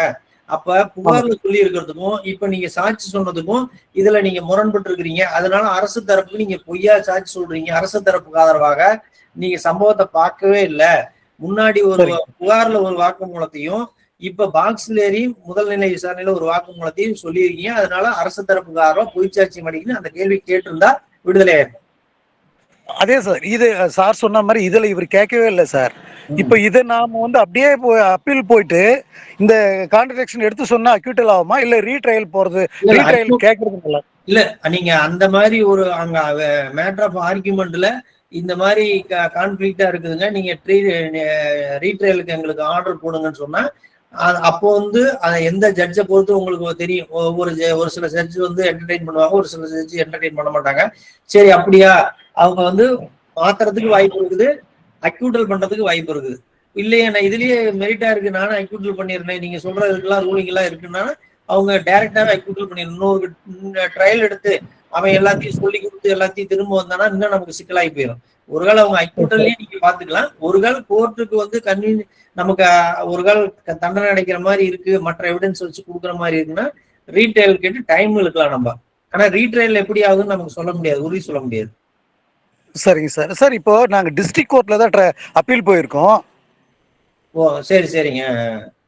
இப்போ டிஸ்ட்ரிக்ட் கோர்ட்ல வந்து நாங்க வந்து ரீட்ரையல் ட்ரை பண்றோம். இது வந்து district court has no power. ஹைகோர்ட்டும் சுப்ரீம் கோர்ட், ஹைகோர்ட்டுக்கும் சுப்ரீம் கோர்ட். இப்ப நமக்கு பொறுத்த வரைக்கும் உங்களுக்கு ஹைகோர்ட் எந்த ஜுடிஷன் வருது, எந்த கோர்ட்டுங்க அது? Tiruvallur court sir. திருவள்ளூர் கோர்ட்னா நீங்க ஹைகோர்ட்ல போய் இப்ப இந்த டீட்டெயில் எல்லாம் போட்டு நீங்க அப்பீல் நான் ஃபைல்டுங்க, எனக்கு இதுக்குனால லிமிடேஷனுக்காக நான் அப்பீல் ஃபைல் பண்ணிருக்கேன், அதனால அந்த மேஜிஸ்ட்ரேட் வந்து மேஜிஸ்ட்ரேட் கோர்ட்ல தான் கன்விக்ஷன் ஆச்சுப்பா. ஆமா சார். அதனால மேஜிஸ்ட்ரேட் வந்து ரீட்ரையல் எடுக்க சொல்லி நாங்க அப்பீல் வந்து பர்பஸுக்கு தான் பண்ணியிருக்கிறோம், லிமிடேஷனுக்காக பண்ணியிருக்கிறோம். அதனால இந்த எல்லா விஷயத்தையும் A to Z எல்லாத்தையும் சொல்லி நீங்க சர்டிபிகேட் காப்பி போட்டு நேரடியா நீங்க ஹைகோர்ட்ல மூவ் பண்ணுங்க. ஹைகோர்ட் ஏதாவது ஒண்ணு இந்த டிஜே வந்து மெரிட்ல ஆர்டர் பாஸ் பண்ணணும்னு இன்சிஸ்ட் பண்ணலாம், இல்ல மேஜிஸ்ட்ரேட் வந்து ரீட்ரையல் எடுத்து ட்ரையல் பண்ணுங்கன்னு அதிகாரம் உண்டு, ஹைகோர்ட்டுக்கு அதிகாரம் உண்டு. மற்றபடி டிஸ்ட்ரிக்ட் ஜட்ஜுக்கு அந்த அதிகாரம் கிடையாது. ரொம்ப நன்றி சார், ரொம்ப நன்றி sir. Sir good evening sir. First class எக்ஸலண்டா இருந்தது சார், ரொம்ப யூஸ்ஃபுல்லா இருந்தது sir. Thank you so much sir. Understanding இல்ல சார், ரியலி சூப்பர் சார். நல்ல ஈஸி வே ஆஃப் அண்டர்ஸ்டாண்டிங்க்கு ரொம்ப சப்போர்ட்டிவா இருந்தது சார் கிளாஸ். ரெகுலரா எடுக்கிறதா இது வந்து அந்த எவிடன்ஸ் ஆக்ட்னா புக்கே பார்க்காம நம்ம மட்டும் கடகடன்னு சொல்லி அந்த செக்ஷன் மாறினதுனாலதான் கொஞ்சம் அந்த இடத்துல நமக்கு கொஞ்சம் டிஸ்டர்ப் போற மாதிரி இருக்கும். மற்றபடி எல்லாமே நீங்க பிராக்டிஸ்க்கு எல்லாம் அதை பயன்படுத்திக்கலாம். யாருமே இந்த அளவுக்கு பிராக்டிஸ் வந்து பயன்படுத்த மாட்டாங்க. ஏன்னா இந்த அளவுக்கு தெளிவா இருந்தோம்னாவே கோர்ட்ல வந்து நல்லா ஏர்ன் பண்ணிக்கிறதுக்குலாம் வாய்ப்புகள் உண்டு. அதுக்கு தான் நம்ம எதுக்கு இம்பார்ட்டன்ட்னா, ஒரு கால் எல்லாருமே இப்ப 150 பேர் வர்றீங்க அப்படின்னா 150 பேருல ஒரு 50 பேர் கிளியர் பண்ணுவீங்கன்னு வச்சு, ஒரு 100 பேருக்கு என்ன வாய்ப்பு இருக்குது, நம்ம ஒரு டைம் வேஸ்ட் பண்ணிட்டோமே அப்படின்னு ஃபீல் பண்ணக்கூடாது. அதை போய் கோர்ட்ல வந்து நமக்கு தேவை ஒண்ணு பணம் இல்லைன்னா பதவி. இப்போ நம்ம பதவி போஸ்டிங் இருக்கிறதுனால பதவிக்காக நம்ம அதுல அந்த முயற்சி எடுக்கிறோம். ஒரு காலம் அது கிடைக்கலன்னா அதை பணமா பயன்படுத்திக்கிறதுக்கு நமக்கு வாய்ப்பு இருக்கணும். ஏன்னா திஸ் ஆர் தட்டுக்கு தான் நம்ம, அதனால கிளாரிட்டியா இருந்துட்டோம்னு வச்சுங்களேன், டக்கு டக்குன்னு நம்ம முடிவெடுக்கலாம், ஃபீஸ் வாங்கலாம், நம்ம கட்ஸோட கோர்ட்ல போய் ஆர்குமெண்ட் பேசலாம். ஏன்னா எல்லா ப்ரொவிஷன் 167 தெரிஞ்சுக்கிட்டோம்னா இன்னும் கொஞ்சம் பெட்டரா இருக்கணும் தான். அதனால நீங்க இன்னும் மற்ற ஆக்டிவ் நடத்தையில இன்னும் கொஞ்சம் நல்லா பண்ணிக்கலாம், ஒன்றும் பிரச்சனை சார். ஆக்சுவலா இப்போ other then police FIR case sir, by the official witness, official officer case launch பண்ணியிருக்காங்க சார். அந்த இதுல என்னன்னா அவங்க வந்து இப்போ கிராஸ் எக்ஸாமினேஷன் நம்ம பண்ணி முடிச்சிட்டோம் சார். இப்போ ஸ்டேஜ் வந்து ஆர்குமெண்ட்ல இருக்கு சார். ஆர்குமெண்ட்ல இருக்கிற பட்சத்துல இப்போ என்னன்னா அவங்க ப்ரொசீஜர் லேப்ஸ், அதாவது ப்ரொசீஜர் எஸ்டாப்ளிஷ் பை லா வந்து not be followed by the competent person who has complaint lost the complaint. இதுதான் சார். அது வந்து என்னன்னா டூரிங் கிராஸ்ல வந்து அந்த ப்ரொசீஜர் லேப்சஸ் வந்து நம்ம கொஸ்டின் அரைஸ் பண்ணல சார். இப்போ இந்த ஸ்டேஜ்ல வந்து நம்ம ஃபார் எக்ஸாம்பிள் இப்போ வந்து ரிட்டர்ன் ஆர்குமெண்ட்ல இல்ல சினாப்சிஸ் நம்ம சப்மிட் பண்றப்போ இந்த ஃபிளாஸ்லாம் வந்து ரீஓபன் ரீகால்லாம் பண்ணி ஏதோ அந்த மாதிரி எல்லாம் அதை பண்ணுனீங்களா இல்ல அப்படியே விட்டுட்டீங்களா? அப்படியே விட்டுடும் சார், அப்படியே விட்டுடும் சார். ஆர்குமெண்ட்டுக்கு ரீசன்ஸ் டு பி ரீசன்ஸ் இருந்ததுன்னா ஆர்குமெண்ட்டுக்கு முன்னாடி நீங்க ஒரு பெட்டிஷன் ஃபைல் பண்ணி இந்த மாதிரி சம் கொஸ்டின்ஸ் அந்த மாதிரி ரீகால் பண்ணி அதை வாய்ப்புகள் இருந்ததுன்னா அதை பயன்படுத்திக்கலாமே. அதுல கோர்ட் வந்து அலோவ் பண்ணுங்க, காஸ்ட்லோட அலோவ் பண்ணுங்க, உங்களுக்கு காசு கொடுத்தறேன், அந்த எக்ஸ்பென்ஸோட கொடுத்தறேன், ஒரு 2 நாள்ல நான் முடிச்சுக்கிறேன், கோர்ட் அலோவ் பண்ணுமே. அது ஓகே சார். அதான் சார் இப்போ கிளாரிஃபை பண்றது தான் சார் உங்ககிட்ட நான் பெட்டிஷன் போட்டு நீங்க கோர்ட்ல வந்து நீங்க டிரான்ஸ்பரன்சியா இருந்து இல்லைங்க இந்த கேள்விக்கு கோர்ட்டுக்கிட்ட மட்டும் கேட்டு நான் பெட்டிஷன் ஃபைல் பண்றேங்க, எனக்கு அலோவ் பண்ணுங்க, நாளைக்கே வரட்டுங்க, நான் காசு கூட உங்களுக்கு பே பண்ணிடுறேன், ஒரு 2 கேள்வி கேட்டு அனுப்பிச்சு விட்றேங்க, பெட்டிஷனை மட்டும் பர்மிட் பண்ணுங்க அப்படின்னா ஒரு வாரத்துல போட்டு போகணும். ஏன்னா வருஷ கணக்குல இருக்கிறது ஒரு வாரத்துல நான் ட்ராக் அண்ட் ப்ரொசீடிங்ஸ் எல்லாம் பண்ணவே இல்லைங்க, அது இம்பார்ட்டன்டா விட்டு போச்சுங்க, நாளைக்கு கேஸ் நிக்கணும்னா எனக்கு அதான் முக்கியம்னா கேஷுவலா அவங்ககிட்ட சொன்னீங்கன்னாவே பெட்டிஷன் நம்பர் பண்ணி ஒரு காலம் அலோவ் பண்ணுங்க. ஒரு காலம் அப்படி பண்ணல அப்படின்னா அதை எடுத்துட்டு நம்ம சிஆர்பி மேல போய்க்க வேண்டியதான். ஒரு காலம் அவங்க மெரிட்ல பண்ணல அப்படின்னா நம்ம எடுத்துட்டு மேல போய் நமக்கு தேவை நம்ம அக்யூஸ்டுக்கா இருக்கையில நமக்கு டைம் இருக்கிறதோ அது ஒரு நம்ம ஃபேவரா பயன்படுத்திக்கலாம். இவங்ககிட்ட பெட்டிஷன் போட்டு கைண்டா கேட்கலாம், அவங்ககிட்ட கேஷுவலா கேட்டா கொடுத்துருவாங்க. ஒரு கால் கொடுக்கலைன்னா நமக்கு மெரிட் இருக்குன்னா ஹைகோர்ட்டு போய் நான் ஹைகோர்ட்ல இருந்து வந்துக்க வேண்டியதான் நம்ம. சார் அப்போ அந்த வித்தவுட் நம்ம 311 பெட்டிஷன் போடாத நம்ம சினாப்சிஸ்ல வந்து சொன்னா court cannot consider, cannot be accepted. ஏன்னா நீங்க வந்து இதுல இல்லாம எவிடன்ஸ்ல என்ன கொடுக்காத வந்து நீங்க ஆர்குமெண்ட்ல என்னதான் புதிய விஷயங்களை நீங்க பேசுனீங்கன்னா அது வந்து ஹைகோர்ட்டும் சுப்ரீம் கோர்ட்டும் அக்செப்ட் பண்ணுது. ஆனா ட்ரையல் கோர்ட் வந்து அந்த அளவுக்கு அக்செப்ட் பண்ணி நீங்க கேட்டதுனால சொல்றேன். அலிபி இதுல டெஸ்ட் ஐடென்டிபிகேஷன் பேரட்ல பாத்தீங்கன்னா அந்த குற்றவாளிக்கு வந்து கண் பார்வை ஒரு கண்ணு தெரியாது, அந்த அக்யூஸ்டுக்கு ஒரு கண்ணு தெரியாது. இங்க வரைக்கும் ட்ரையல் கோர்ட்டு மர்டர் கேஸ்ல ட்ரையல் கோர்ட்டு ஹைகோர்ட்டு சுப்ரீம் கோர்ட்ல தான் போயிட்டு அந்த கவுன்சில் தான் வந்து என்னுடைய பெட்டிஷனருக்கு அக்யூஸ்டுக்கு ஒரு கண் பார்வை தெரியாது, ஆனா டெஸ்ட் ஐடென்டிபிகேஷன் பேரட் நடத்தியில மற்ற எல்லாத்துக்கும் 2 கண்ணு தெரியும். அப்போ இவங்களை வந்து அக்யூரேட்டா சொல்றதுக்கு வாய்ப்புகள் இருந்துச்சு, அதனால இன்னொரு 2-3 பேரையாவது கண்ணு ஒரு மாதிரி தெரியாதவங்கள நிறுத்தல அப்படின்னு ஒரு ஸ்டாண்டர்ட் சுப்ரீம் கோர்ட்ல ஃபர்ஸ்ட் டைம் எடுக்கிறாங்க. சுப்ரீம் கோர்ட் ஆர்குமெண்ட்ல கோர்ட் வந்து அதை அக்செப்ட் பண்ணிக்கிட்டு அப்போ வந்து கேட்கறாங்க, ஆமா மற்றவங்களுக்கு எல்லாம் 9 பேருக்கும் வந்து நல்ல ஹேல் அண்ட் ஹெல்த்தியா நல்ல மாதிரி இருந்தது, பேசலாம் இருந்துச்சு, இவர் ஒருத்தருக்கு மட்டும்தான் வந்து அப்ப பயாஸா பண்ணியிருக்கீங்க அப்படிங்கிறதுனால சுப்ரீம் கோர்ட்ல இந்த பிளியாவை எடுத்தோடனே சுப்ரீம் கோர்ட் அக்யூட்டல் பண்ணுது அந்த அக்யூஸ்ட. ஏன் அப்படின்னா இது வந்து ஃபேரா நடக்கல ஐடென்டிபிகேஷன் பேரிடுங்கிறது வந்து. அப்ப ஏன்னா நீங்க எங்க நிறுத்தினாலுமே 3 பக்கம் மாத்தி மாத்தி 2வது ஆள் நிக்கலாம், அடுத்து 8வது ஆள் நிக்கலாம், 5வது ஆள் நிக்கலாம். இப்ப இவர் வந்து விசிபிளா தெரிவாரு, அவர் கண் பார்வை இல்ல, ஒரு கண்ணே இல்லைன்னு வச்சுங்க, அடைச்சே இருக்கு. அப்ப எல்லாத்துக்கும் கண்ணு திறந்து பார்ப்பாங்க, ஒருத்தர் மட்டும் அடைச்சிருக்கும், அதை வந்து ஐடென்டிஃபை பண்றது ஈஸியா இருந்திருக்கும்ல. அதனால இதை வந்து எப்ப எடுக்கிறாங்கன்னா ஃபர்ஸ்ட் டைம் இன் சுப்ரீம் கோர்ட்ல எடுக்கிறாங்க இந்த பிளியாவை. அதுக்கு முன்னாடி இங்க இருக்கிற அட்வொகேட் யாரும் அதை பத்தி கவனத்திலேயே எடுத்துக்கல. அப்போ அந்த கேஸ்ல அக்யூட்டல் பண்ணாங்க. லைஃப் வந்து அந்த பேரேடு வந்து நல்லண்டு வாய்டுன்னு சொல்லிட்டு செல்லாதுன்னு சொல்லிட்டு இது பண்ணாங்க. Thank you sir, clear sir, thank you sir. Sir அப்புறம் இன்னொரு டவுட் சார், நீங்க அந்த எம்எஃப் ஃபார் எக்ஸாம்பிள் அந்த எம்எஃப் நம்ம கேஸ் பண்றப்போ அது ஸ்பெசிஃபிக்கா மென்ஷன் பண்ணோம், you can approach the court under the 190 subclass of organized. 173 10 line போட்டிருக்கணுங்க. என்ன அப்படின்னா புகார் மனுவோடு சம்மன் நகலையும் இது சம்மன் அனுப்பும் போது புகார் நகலையும் இணைத்து அனுப்ப வேண்டும். புகாரில் முகாந்திரம் இருக்கும் பட்சத்தில் 15 நாட்களுக்குள் வழக்கு பதிவு செய்யும். முகாந்திரம் இல்லாத பட்சத்தில் 30 நாட்களுக்குள்ளாவது. இப்ப இது 14 நாள் தான் போட்டிருக்காங்க. அது லலிதா குமாரி எல்லாம் சொல்லியிருக்காங்க 15 நாள். அதை வந்து உடனடியாக குளோசர் ரிப்போர்ட் கொடுக்க வேண்டும். அதுல கீழே என்ன வரணும்னா இதில் குறைவுற்றால் நீங்கள் வந்து உரிய நீதிமன்றத்தில் 156 200 பரிகாரம் தேடிக்கொள்ளலாம். அதுக்கப்புறம் அதிலும் குறைவுற்றால் உரிய உயர் நீதிமன்றத்தின் மூலம் பரிகாரம் தேடிக்கொள்ளலாம்னு அந்த வரைக்கும் போட்டிருந்தாங்கன்னா அப்படின்னா இன்னும் கொஞ்சம் பெட்டரா இருந்திருக்கும். அதெல்லாம் அவங்க போடாம பிரிமா பேசி மேடம் புரொசீட் த கேஸ் அப்படின்னு போட்டாங்க. சல்பி ரெஜிஸ்டர்ங்கிற வார்த்தை அந்த இடத்துல கொடுக்கல. நான் சொல்றது 7 வருஷத்துக்கு கீழே இருக்கிற கேஸ்க்கு மட்டும். மற்றபடி மர்டரு இந்த மாதிரி இதுனா உடனே பேர் காலம் போட்டுருவாங்க, ரேப் காலம் போடுறாங்க. மற்றபடி இந்த 7 வருஷத்துக்குள்ள இருக்கிற கேஸை வச்சுக்கிட்டு இவங்க வந்து அதை கட்ட பஞ்சாயத்து பேசுறதுக்கு பயன்படுத்திக்கிறாங்க. சம்மன்லாம் அனுப்பிச்சுட்டு இப்ப சம்மன் அனுப்புறதுல வந்து சம்மன் அனுப்பிச்சு அவன் இப்ப என்ன பண்றாங்கன்னா இவங்க 3 நாள் 4 நாள் கழிச்சு சம்மன் அனுப்புறாங்க. அவன் வந்து இன்டிமேஷன் கிவன் வச்சுட்டு போஸ்ட்மேன்ட்ட ஒரு 500 ரூபாய் பணத்தை கொடுத்தானா இன்டிமேஷன் கிவன் அவன் வச்சிருப்பான். இன்னைக்கு திங்கக்கிழமை போலீஸ் சம்மன் அனுப்புறாங்க, செவ்வாய்க்கிழமை போஸ்ட் ஆபீஸ் அக்யூஸ் போயிடுது. அக்யூஸ் 1 வாரம் கழிச்சு வாங்கிக்குவான். 1 வாரம்னா அடுத்த வாரம் திங்கக்கிழமை இன்னைக்கு அவன் வந்து வாங்கிக்குவான். வாங்கிட்டு அந்த அக்னாலஜ்மெண்ட் உங்க கைக்கு செவ்வாய்க்கிழமை தான் கிடைக்கும். இப்ப போலீஸ் திங்கக்கிழமை வாய்தா, அடுத்த வாரம் திங்கக்கிழமை தான் வாய்தா போட்டிருப்பாங்க. இது எப்படி வந்து அவன் வாங்குறதே திங்கக்கிழமை தான் வாங்குவான் வேணும்னு. இப்ப இவங்களுக்கு வராது, அந்த சம்மன் போய் கிடைச்ச அக்னாலஜ்மெண்ட் வந்திருக்காது. அப்ப எப்படி வந்து இது கண்டக்ட் பண்றது? அப்புறம் ஃபேமிலியில கொடுக்கலாமா, ஒய்ஃப்கிட்ட கொடுக்கலாமா, அம்மா அப்பாட்ட கொடுக்கலாமா, ரெஃப்யூஸ் பண்ணா என்ன பண்றது அப்படிங்கிற எந்த டீட்டெயிலுமே அதுல வந்து கொஞ்சம் தெளிவா போடல. அதனால சம்மன் அனுப்புறதே வந்து இப்ப என்ன சொல்றாங்கன்னா ஹைகோர்ட் ஜட்ஜி இப்ப புலந்திச்சு இப்போ 2 மாசத்துக்கு முன்னாடி if cognizable matter shall be register case and investigation matter then issue notice தான் இப்ப போட்டிருக்காரு. இப்போ ஒரு ஜட்ஜ்மெண்ட் எடுத்து வச்சுங்க, உங்களுக்கு நீங்க இது பண்ணுங்க, அனுப்புறேன் பாருங்க, ஒரு வச்சிருக்கேன் வாட்ஸ்அப்ல வச்சிருக்கேன் நான். அப்போ வந்து ஒவ்வொருத்தரும் ஒவ்வொரு விதமா சொல்லிட்டு இருக்காங்க. அதனால இந்த 173(3) வந்து இன்னமும் குழப்பங்கள் வந்து நிறைய இருக்கு, கிளாரிட்டி இல்லை. அதான் அதனுடைய கான்செப்ட். அதுல Clear, sir. Thank you, sir. Thank you so much. Sir, advocate Thirunavukkarasu sir. அது எந்த ஸ்டேட் சார்? கோயம்புத்தூர் ஸ்டேட்டா?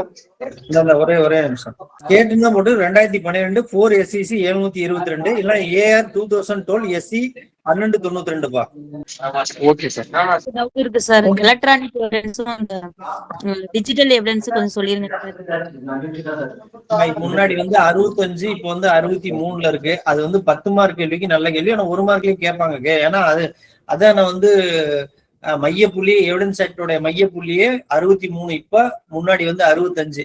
ஏன்னா இப்ப எல்லாமே உலகமயமே இல்லை, எலக்ட்ரானிக் மயமானது காரணத்தினால அதனால வந்து நம்ம 63 வந்து அது நிறைய 10 மார்க் கேள்விக்கு நிறைய இருக்கு. 1 மார்க் கேள்விக்கு அதுக்குள்ள இருந்து கேள்விகள் கேட்கறதுக்கு வாய்ப்புகள் உண்டு. நான் அது தனியா ஒரு நாளைக்கு நடத்துறேன். Okay, thank you thank you sir. Thank you very much sir. நம்ம ஒரு கிளாஸ் சந்திக்கலாம் சார். கிளாஸ் வெரி எக்ஸலென்ட்டா இருந்துச்சு. எல்லாருக்கும் புரியுற மாதிரி சொன்னீங்க. Thank you sir. Thank you sir.